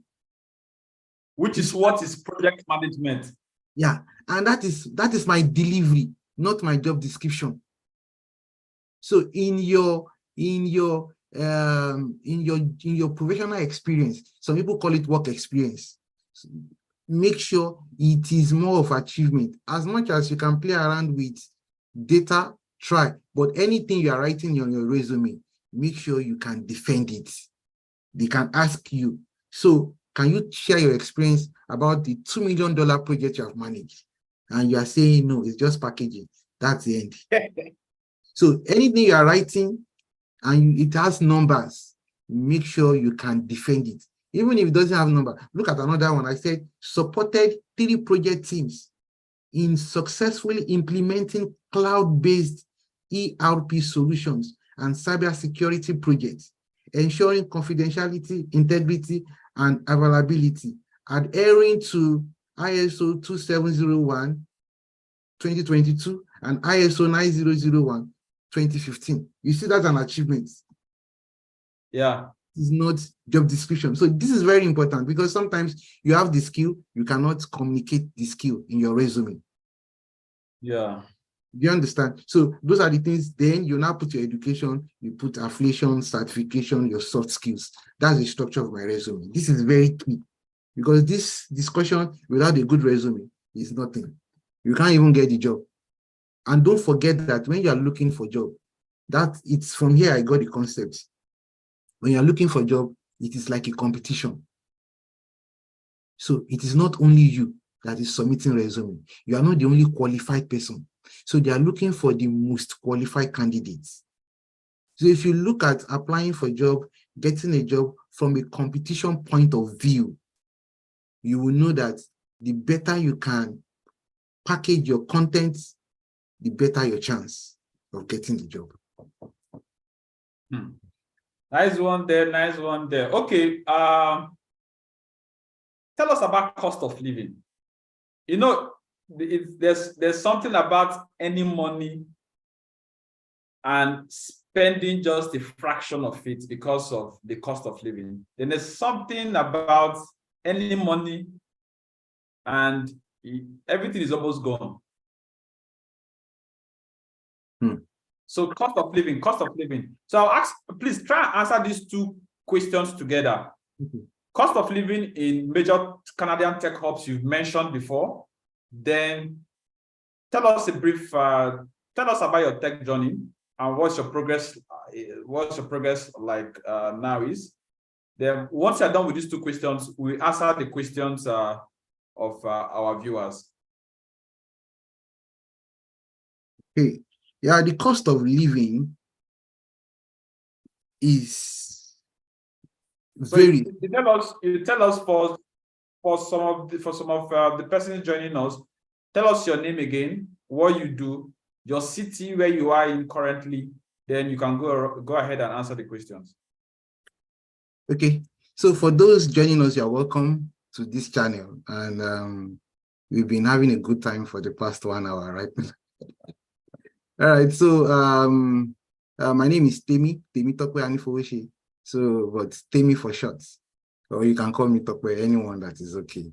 I'm a project manager, and I have over 8 years of experience managing projects from inception to completion. I think in another session too, maybe Victor, we can have another session on interview, how you can. Sure. I told some persons that I'm going to be doing I'm going to be doing a lot of interviews from now to the end of the year because it's one thing to learn and get skills or certification. It's another thing to now start earning money, making impact, building a career from all of that. So I've done training for the past 12, 13, 14 years, right? South-Tech is about 13 years old. Before we started South-Tech, I've been doing training. So if I put everything together, it's about 15 years. So I've trained. So I'm moving slightly away from training now. And let me say I'm done. So some persons else will do the training. So I want to now see how to help people. The skills you have now, how can you earn with it? How can you make a living? How can you, because if you have a certificate, for instance, and you cannot land the role, you cannot get a job, it makes no sense, right? Some people have 4 or 5 skills, some people have PhDs, have certificates, have masters, and have all of that. They're even taking more certifications, and they are not using the certifications they have already. They are not maximizing, building their resume, resume, like you call it, and making sure that they can scale through. I recruit for organizations. I recruit persons yesterday I interviewed. By tomorrow I should be doing an orientation for some persons. So what is going to help you get into that? First thing you want, your resume gets you into, or resume gets you into the door. Then once you get into the door, what is now going to help you now land the role? Yeah. So we'll talk about that maybe in subsequent interviews. We'll have more interviews in weeks to come. Okay, so going to the cost of living, cost of living varies. I just put in the screen the cities where tech jobs are more in Canada. If you notice, these are eyebrow cities. These are very expensive cities. So the cost of living varies from city by city, from one to another. For example, Toronto and Vancouver tend to be the most expensive in Canada. I'm talking about Canada now. While cities like Montreal, Ottawa a bit affordable than Toronto. Now, when you go to places like that, that's based on what I have in the list here: Toronto, Vancouver, Montreal, Waterloo, Ottawa, Edmonton, Calgary. So when you go to Calgary, Edmonton, they are more affordable than even Ottawa. So it all depends on the cost, and the reason is because these are, for example, Toronto has almost, for example, Ontario province has almost 45% of Canadian population. Toronto is the largest city in Canada, so it's an urban place. It's of course the expense, what you're going to spend on housing there will be expensive, but you also make the money. It's just what's the proportion. But if you're working remotely, you just need to choose, research where you think you'll be okay. It is essential for you to research housing, transportation, and living costs specific to your chosen location. So do a research, know where you want to be. Even if you are coming for studies, I always advise people, do a research on where you are coming and be sure that it's not just the school. The school might be cheap, but the standard of living there is expensive. So, it's relative. You cannot say one is better than the other. It all depends on your preference. Some people like living in places like Lagos, where there are a lot of people, there is hold up, life there is bubbling, there's so many things happening there. That's the kind of life in Toronto. Somebody living in Ottawa is more like somebody living in Abuja. I come from Abuja, so it's very close to my lifestyle. Here is just like Abuja. So it all depends on your preference. Some people cannot live outside Toronto. Some people, they like there, but the cost is too much. If you are earning 70, 80, and you want to buy a house, it's almost going to be impossible for you to buy it based on your on how much you are making. So you can decide to buy an expensive house, but smaller in size, or go to Calgary, where you buy a bigger house with the same money that will buy you a smaller house. So it all depends on your preference. Nothing. I always tell people, don't run away from a place because it's expensive. If not, nobody will be staying in Abuja. Don't run from a place because it's expensive. Be in the place where you think your purpose wants you to be. And thank you. Okay, let's look at a few questions. So if you're on the channel, do well to like the video, and you can tell us what you're learning. You can use the live chat, let us know what you're learning. Let us know if you have questions. Okay, I'm going to just go through them, and we answer some questions as we move on. Okay. Yes, great. Okay. Somebody's asking,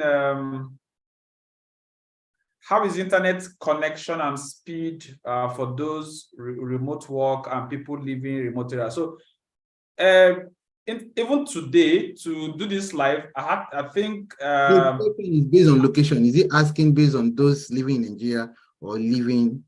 Yeah, so I think if I get the question well, the question has to do with, for somebody that is in a remote area, or somebody that does not have a place where you have very, very good internet connection. So how do you cope?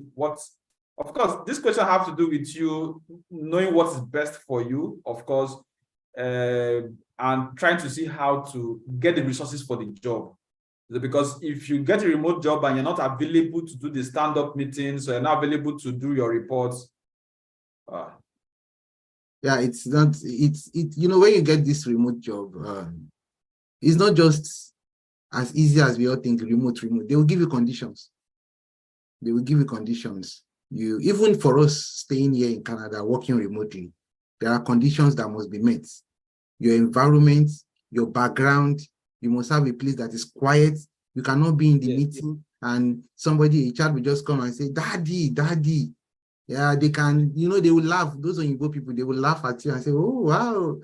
But if you continue to do that on a regular basis, you are not fulfilling the condition that is attached to remote working. Yes. So there are conditions. Your internet, I have a friend that is working, like I said, in Nigeria. He's paying over 200,000 for his internet because he doesn't have a choice. He must get, in fact, there was a time that he got a dish to provide him internet. So recently, just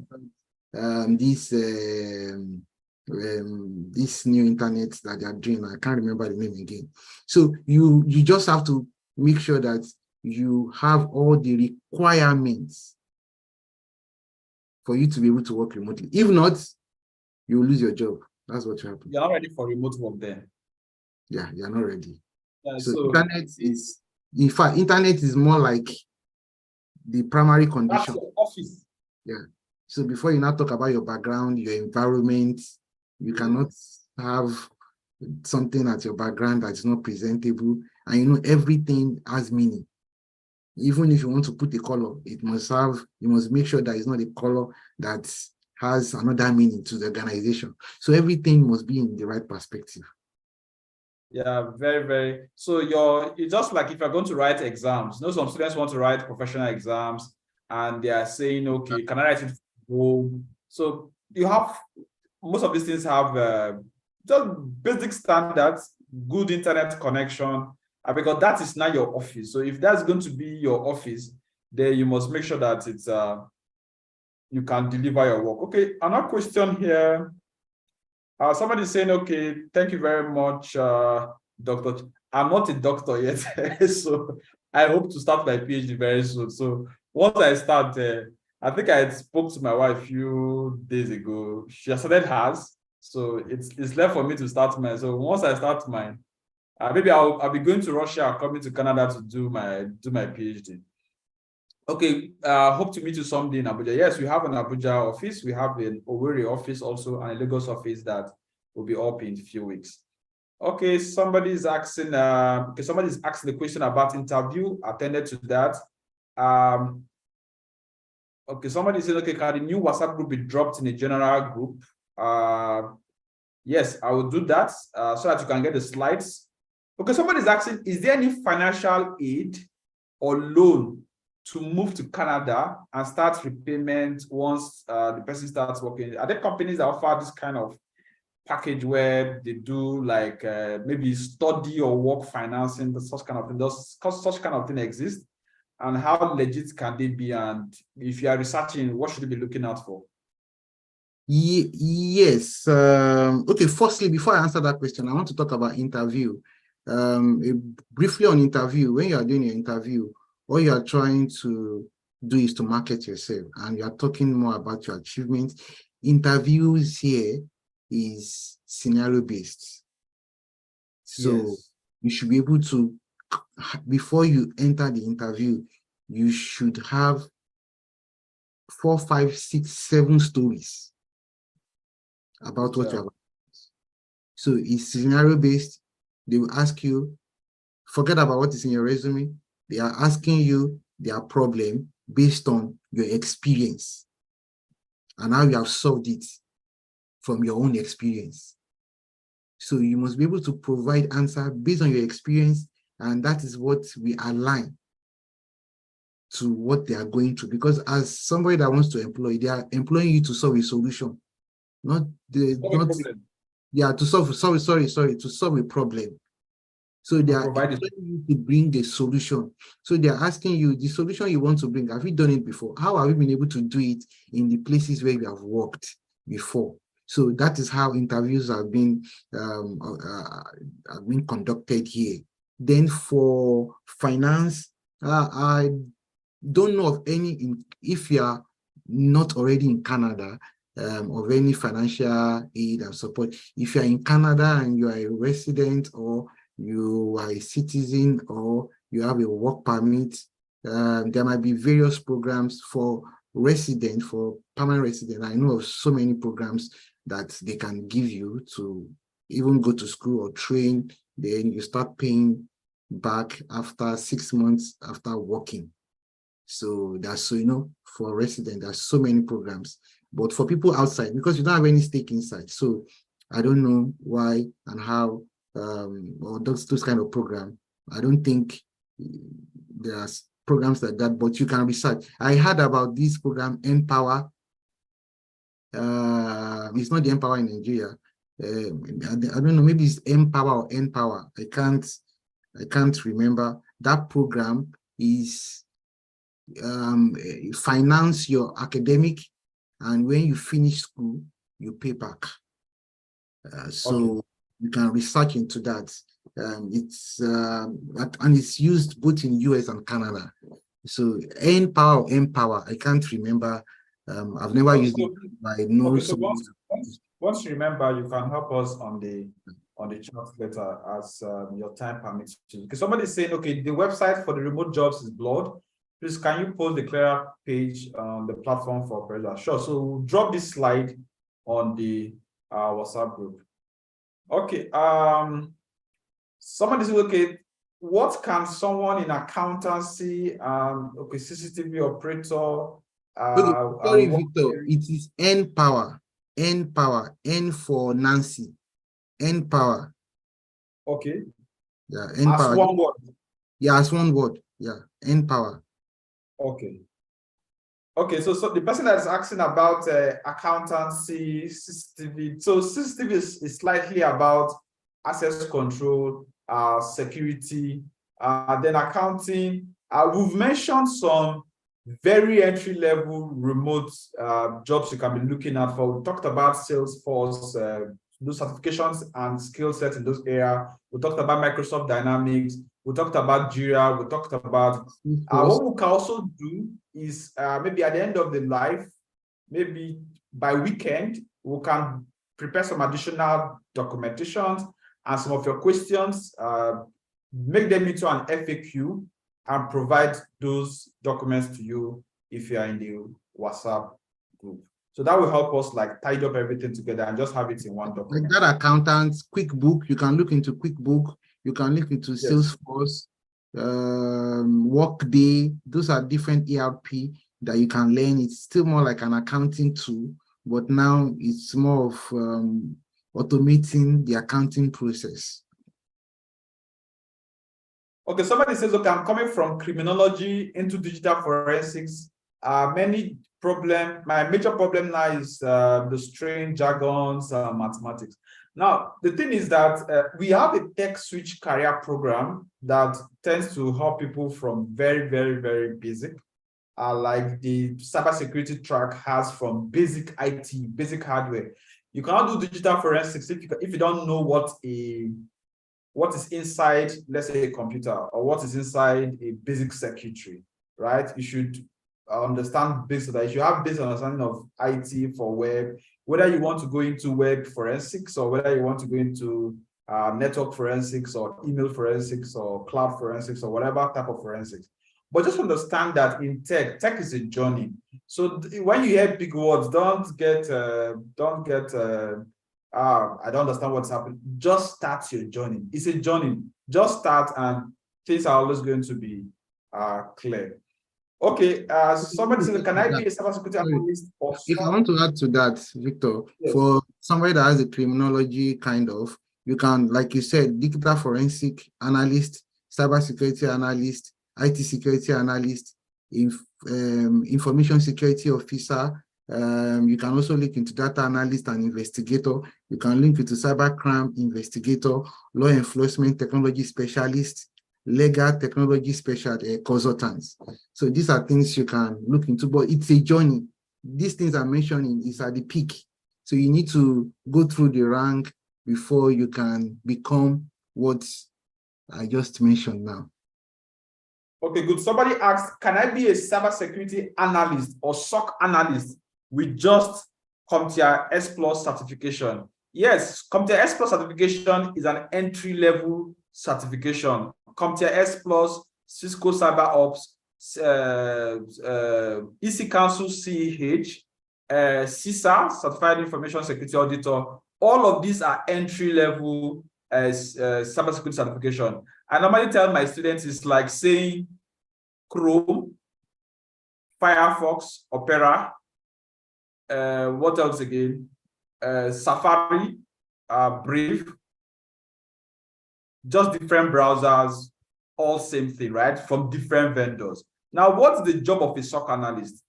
Depending on the level, some persons can also feel that, okay, once I get security plus, I am there. No, you just started your journey. Or somebody feels that when I get EC Council CH, I have arrived. No, those are entry-level cybersecurity certifications. If you want to focus on being a SOC analyst, a security operations center analyst, of course, it's going to be tier 1. So your security plus is good, but you are in a competition. So you got to ask yourself, what skill set, what other certifications for an entry-level SOC analyst should I have? So you have SOC platforms, you have SOC applications, solutions for enterprise, for small businesses, like Splunk, like these guys that have SolarWind, like this Cyberdome, or you have quite a lot of SOC tools. So once you have your S+, the next thing you're asking yourself that, what are the tools used in a SOC? A SOC is a security operations center, a place where individuals monitor cybersecurity alerts, create incident response. Okay, what are we going to do? Create tickets for it. Okay, please, the developer should check this, check alerts, do basic forensics, basic this. So understand that you want to have an edge. And if you need to have an edge, you need to look at those tools, then see how to get experience, then get maybe some of the free or some of the paid certification for those tools. That's what makes you stand out. Because if you say you're a data analyst, question is, what tools can you use as a data analyst? Can you use, let's say, SPSS, let's say Power BI, Tableau, what's it called, R, SAP, SAS? All these are tools. So the idea is not for you to just learn everything because you want to learn everything. No, you want to master and have some kind of intermediate level skill set to solve problems. So if I'm an interviewer and I want to, or a recruiter, and I want to recruit, I'm going to look for who doesn't just have the certification, have the skills, right? And is slightly versatile. I will pick that person because that person can easily learn. That person can easily catch up. We will spend less money training, mentoring that person compared to the person that just picked, oh, no, just this is the tool. I'm a specialist in this tool. Any other tool, forget it. I'm just an expert in this particular tool. No.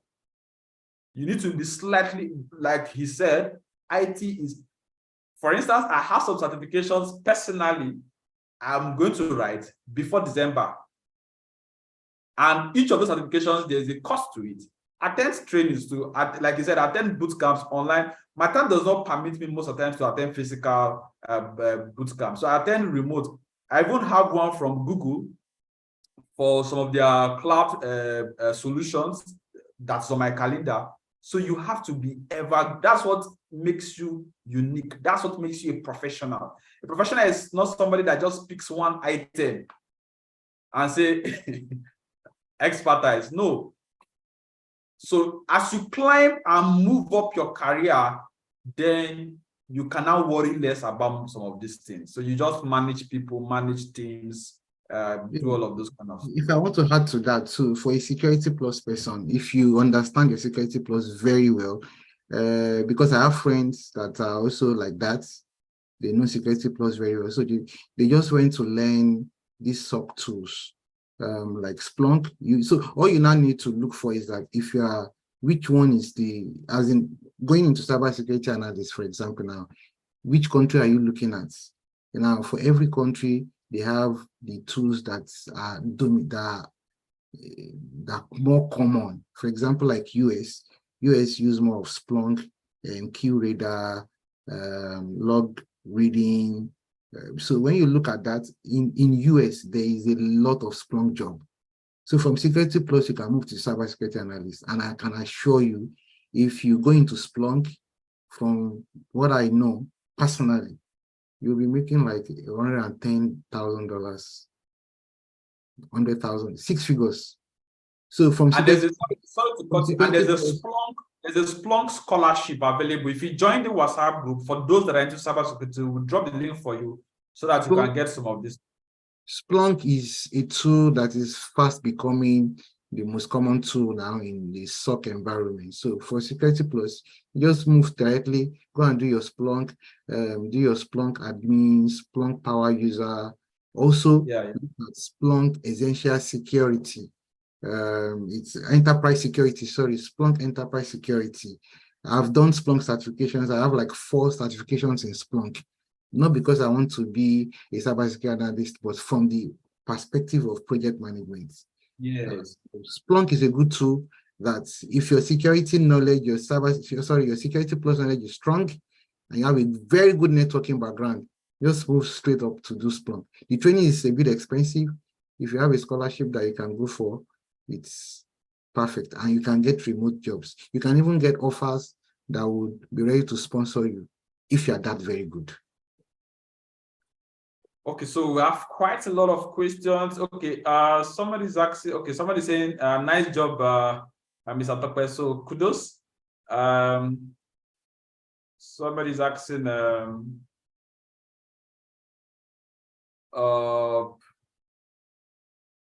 okay, you said companies are moving all their operations to cloud.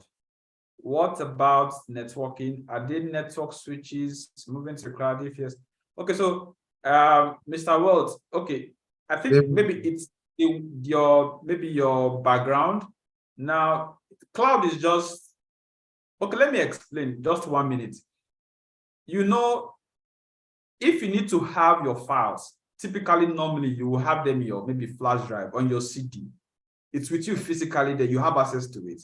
But the question now is that if you are, let's say, a media company or you are into photography, so if you need to send something to somebody in Lagos or in UK, you have to rebuild that flash, send those files, and the person picks it up. So you have a lot of man-hour wasted. You don't have on-demand access to your items and whatever. So when we say cloud, so cloud is just typically you having something remotely over the internet, and you can access it anytime, anywhere. So you have different cloud platforms. And for that cloud to function, it then means that you're not just having a network within your office, for instance, to have access to those files. You now have those systems over the internet. And for those systems over the internet to work, they are on the network. So a network is just 2-3 devices or more than 2 devices connected.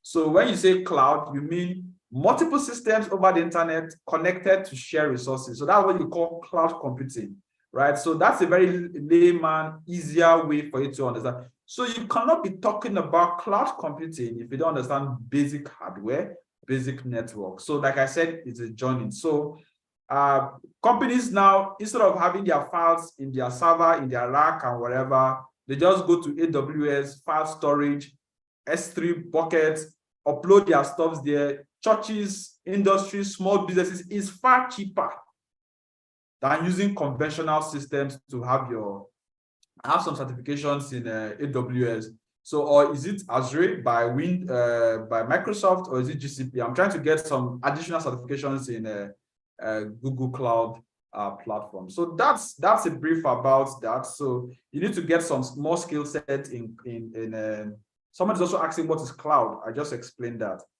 Someone's asking what are the legal requirements or orders in accessing these remote jobs? Any legal issues? Well, there are no legal issues that I know of. Of course, you have to also check with your government. You know now that if you are working and you are being paid, you should also be paying your tax. But you know, if you are working as an independent consultant, that means you have all the money to yourself, then you now remit your tax. If you are working in Nigeria, you know, Nigeria, they are still working on the taxation and all those things, how they can get tax from people. So you can go away with it for now until the Nigerian system can get to a level whereby they can tax whatever you are earning. But here in Canada, if you are working remotely, it's either you are working, we call it T4. T4 is the company is paying the tax on your behalf, so you just collect the remaining one. Or you are collecting all your money, then you will now file your tax yourself. And the truth is that either way, at the end of the year, you will still file tax. Whether the company is filing tax for you or you are filing your tax yourself, you will still file your tax. So, and there's no way you can go scot-free without filing tax. The system is so locked that you cannot do without filing tax. So for year, it's compulsory. The system has already captured you to pay tax. But for Africa, we are still developing into that. So how they pay tax there, because when I was in Nigeria, I don't pay any individual tax. Do you understand? So, but except if the government has improved now. So I might not be able to speak into taxation very, especially as at now. I don't know how it is at the moment in Nigeria, but I know we'll get there. Okay. I think it's a good place to wrap up. It's about maybe an hour plus, if not to 2 hours. So I'll just get your last words and we call it a day. I will drop the WhatsApp link for those of us that are interested in training, you're interested in mentorship. So we have quite a lot of programs. We have on the YouTube channel, you have quite a lot of trainings on cybersecurity, on web, on data analytics, in project management. Then we have remote classes also, and then we also have physical classes. Then we also have what we call the Tech Career Switch. So you can join the WhatsApp group if you have further questions. From tomorrow, we'll answer them and maybe provide you with further guide. So Ms. Tucker, thank you very much for joining the call. So just let us have your last words before we wrap it up. Okay. So just to also say for the tax issue, like I said, it all depends. So, but in Nigeria, sometimes when I do some private consulting, I have to file my tax to the government, because by the time you want to get your tax clearance, all of this must be reflected in your tax clearance for processing purpose and stuff like that. But it's left for you to know exactly how you want to work around that. So my final word will just be, we need to think global. That's one of the things that this seminar is doing for us. We need to think global. Sometimes we hear that there are no jobs in Nigeria. There are no jobs in Nigeria. So think outside the country. What are the skills? To get remote job is easy, but to have the skill that is required to get this job is the most difficult part.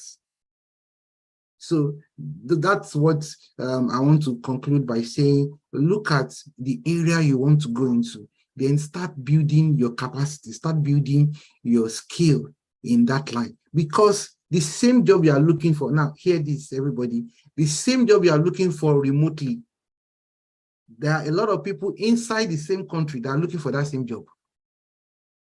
So that's why it's very competitive. If I'm bidding for the same job you want to get, there's no way I will not be preferred. Why? Because I'm in the system. So the same job you are looking for remotely, somebody is looking for that same job. The person has a work permit. The person has experience. Has Canadian experience already on that same job. So what will differentiate you is your expertise. What will differentiate you is the level of knowledge, the level of competence that you have. So that's why it's difficult to get remote job. Remote job, we are all saying remote job, remote job. If it is that easy, nobody will want to work in Nigeria and nobody will want to travel out, because it's easier for you to spend your remote money in Nigeria than spending it here. If you are earning $2,000 per month and you are living in Nigeria, you are a big boy, as in very big boy. But if you are earning $2,000 per month and you are in Canada, most likely you are around the minimum wage brackets. Yeah. So it's easier for people to spend their money in Nigeria and work abroad. So, but do you have the skill? Do you have the technical expertise? Do you have the competence? Do you have the experience? How many training? If I tell you how much I invested on myself last year just to get knowledge, you'll be shocked. Do you understand? And it's a continuous process. So that is it. So it is garbage in, garbage out. Some of us have not invested anything in ourselves. Training, you don't go. Book, you don't read. If you don't have money for training, you don't have money for training. Do you know on YouTube alone, you can learn a skill from beginning to the end without spending anything except spending money on data.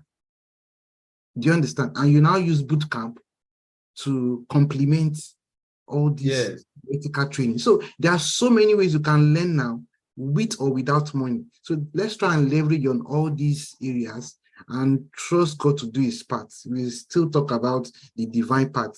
In as much as we have our own part to do, there's a divine part too that will connect to your work, to your own effort, and we bless it, and God will bless it. So that's what I want to say. Let's keep learning, let's keep growing, and let's hope that our big gig will come. Thank you very much for having me.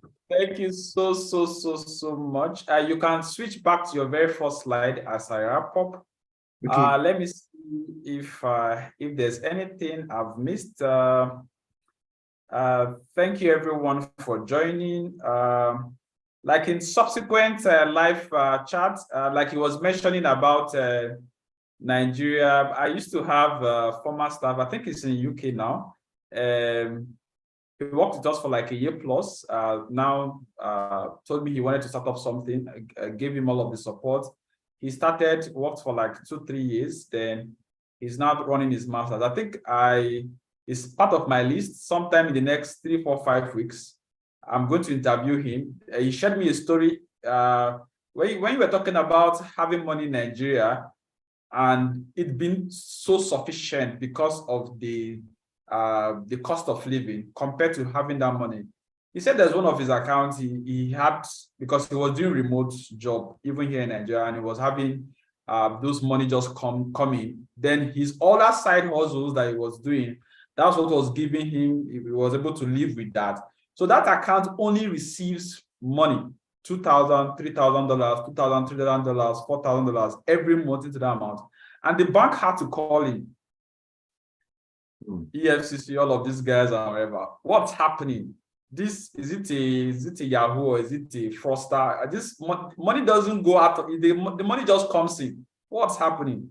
So he provided with all of his engagement letters, all of his work stuffs and the rest, and they left him.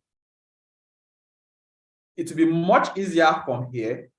Then, of course, people have several reasons why they want to still move and the rest. So thank you. I'm going to be interviewing him subsequently, because I want to get a lot of several views from Canada. We have persons in the UK, we have persons in Russia, persons in Asia. I just spoke with let me not say who the person is, but in South Africa, she's done like 2 masters, doing a PhD, also working, so that you have a kind of global perspective. This person is doing analytics, public health, data analysis, all of that. So you have the person I just talked about now is doing DevOps, doing web programming, all of that. So like Mr. Tope now is doing project management. So have a kind of global outlook to whatever skill sets you are getting now, because you can always leverage, because you're in tech, you can always leverage to work. If you still decide to move to Canada or whatever country, you can still continue your remote work. Okay, thank you everybody for joining us. So if you join the WhatsApp group, the slides and all of other details, we're going to look at it. By next week, we're going to be looking at something else. We're going to be looking at some other things. Then next 2 weeks, I'm going to be interviewing somebody from Russia.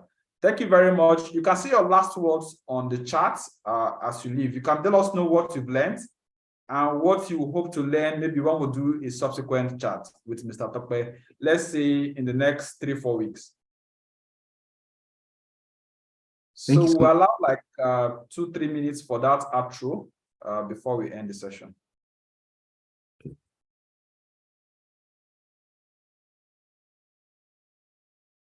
Let us know what you've learned, and also let us know what we need to cover or what we need to talk about when we speak with Mr. Tope next.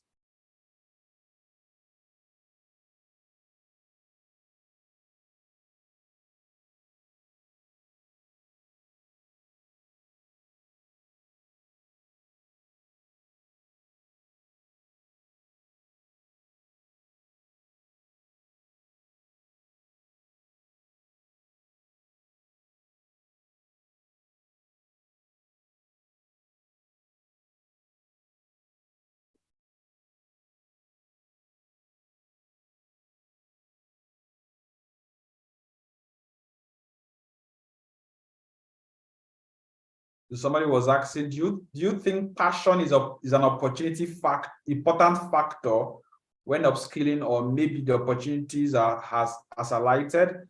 How can one know the right path or skill to adapt? So when I see this kind of questions, I always say two things.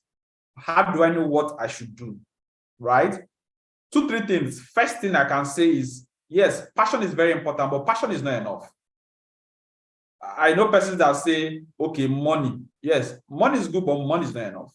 So there are a few things. I'll talk about maybe 3 things. Number one, in as much as you have passion, you must look at what skills do you, because you see, most persons here, you're an adult. So you want a very smooth and clear transition. You don't want something that is going to give you too much of a headache, right? So you want to start with from known to unknown. It's a classical principle of learning, known to unknown. Don't jump into cybersecurity. Start from your hardware, from your network, from your basic programming. You want to, except you want to go for non-technical roles like compliance, like let's say research, content writing, marketing, cybersecurity marketing, sales, cybersecurity project management. All of those are non-technical areas. But start from what you already know, what you already have, then upskill from there. That's one thing. It's always going to be that. If you are 40-something, 50-something, you don't need to be disturbing yourself about machine learning algorithm, TensorFlow, Google Cloud this, Google Cloud that. Yes, you can, but it's better for you to start from something that is you can leverage on, that is going to be slightly easier for you. The another thing you also look at is aside passion, then your core competence.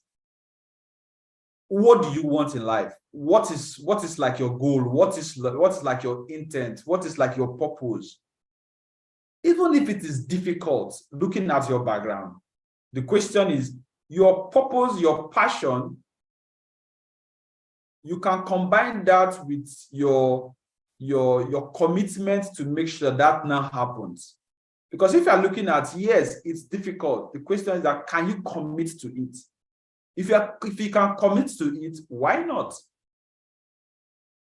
So that you don't start a journey and maybe after a few moments, maybe after a few days, after a few weeks, you now say, no, I want to do it. Like I remember back in school, my first degree is mathematics. Even at second year, somebody just going to echo from the back, change of course form. While the lecture is going on, then another person will echo registry, bursary. Invariably, what they are saying is that I'm tired. Let me change my course from mathematics to something else, right? So you don't want a situation whereby you just give up halfway. No, you have to be committed. So I think that's a few things I can say about passion. You look at passion, yes, passion is not enough. Commitment is very key. Then you also look at what are the opportunities, and you leverage on what you already know. If you have zero knowledge, it's not a problem. If you are committed, then you can just start your journey. And I can bet you in 4-5 months, I did tell my students, just spend an average of 1 hour every day. 30 minutes in the morning, 30 minutes at night. In 2 months, you're going to be very, very far. So less of Netflix, less of TV, less of, and the funnest part is when you can still have all of the Netflix and still spend your just 30 minutes studying, researching, learning in the morning and at the night. And you have 24 hours. Okay. Somebody says, very informative session. I'm ready to take action and also learned how to better put up my resume. Okay. I think, Mr. Tokpe, that's what we're going to call it quit. For those that are interested in our tech switch program, for those that want to do remote courses, for those that want maybe you want to get the slide, you join the WhatsApp group and we'll take it up from there. Thank you very much. And I'm going to be ending the session. Thank you so much for your time. We wanted to make it just 1 hour and it's now, how many hours? 2 hours plus. Okay, bye-bye. I'm still at work. I have to get home. I know you're at home, right? Yes. Okay. So let me get to my meat family. Bye bye. Okay, bye.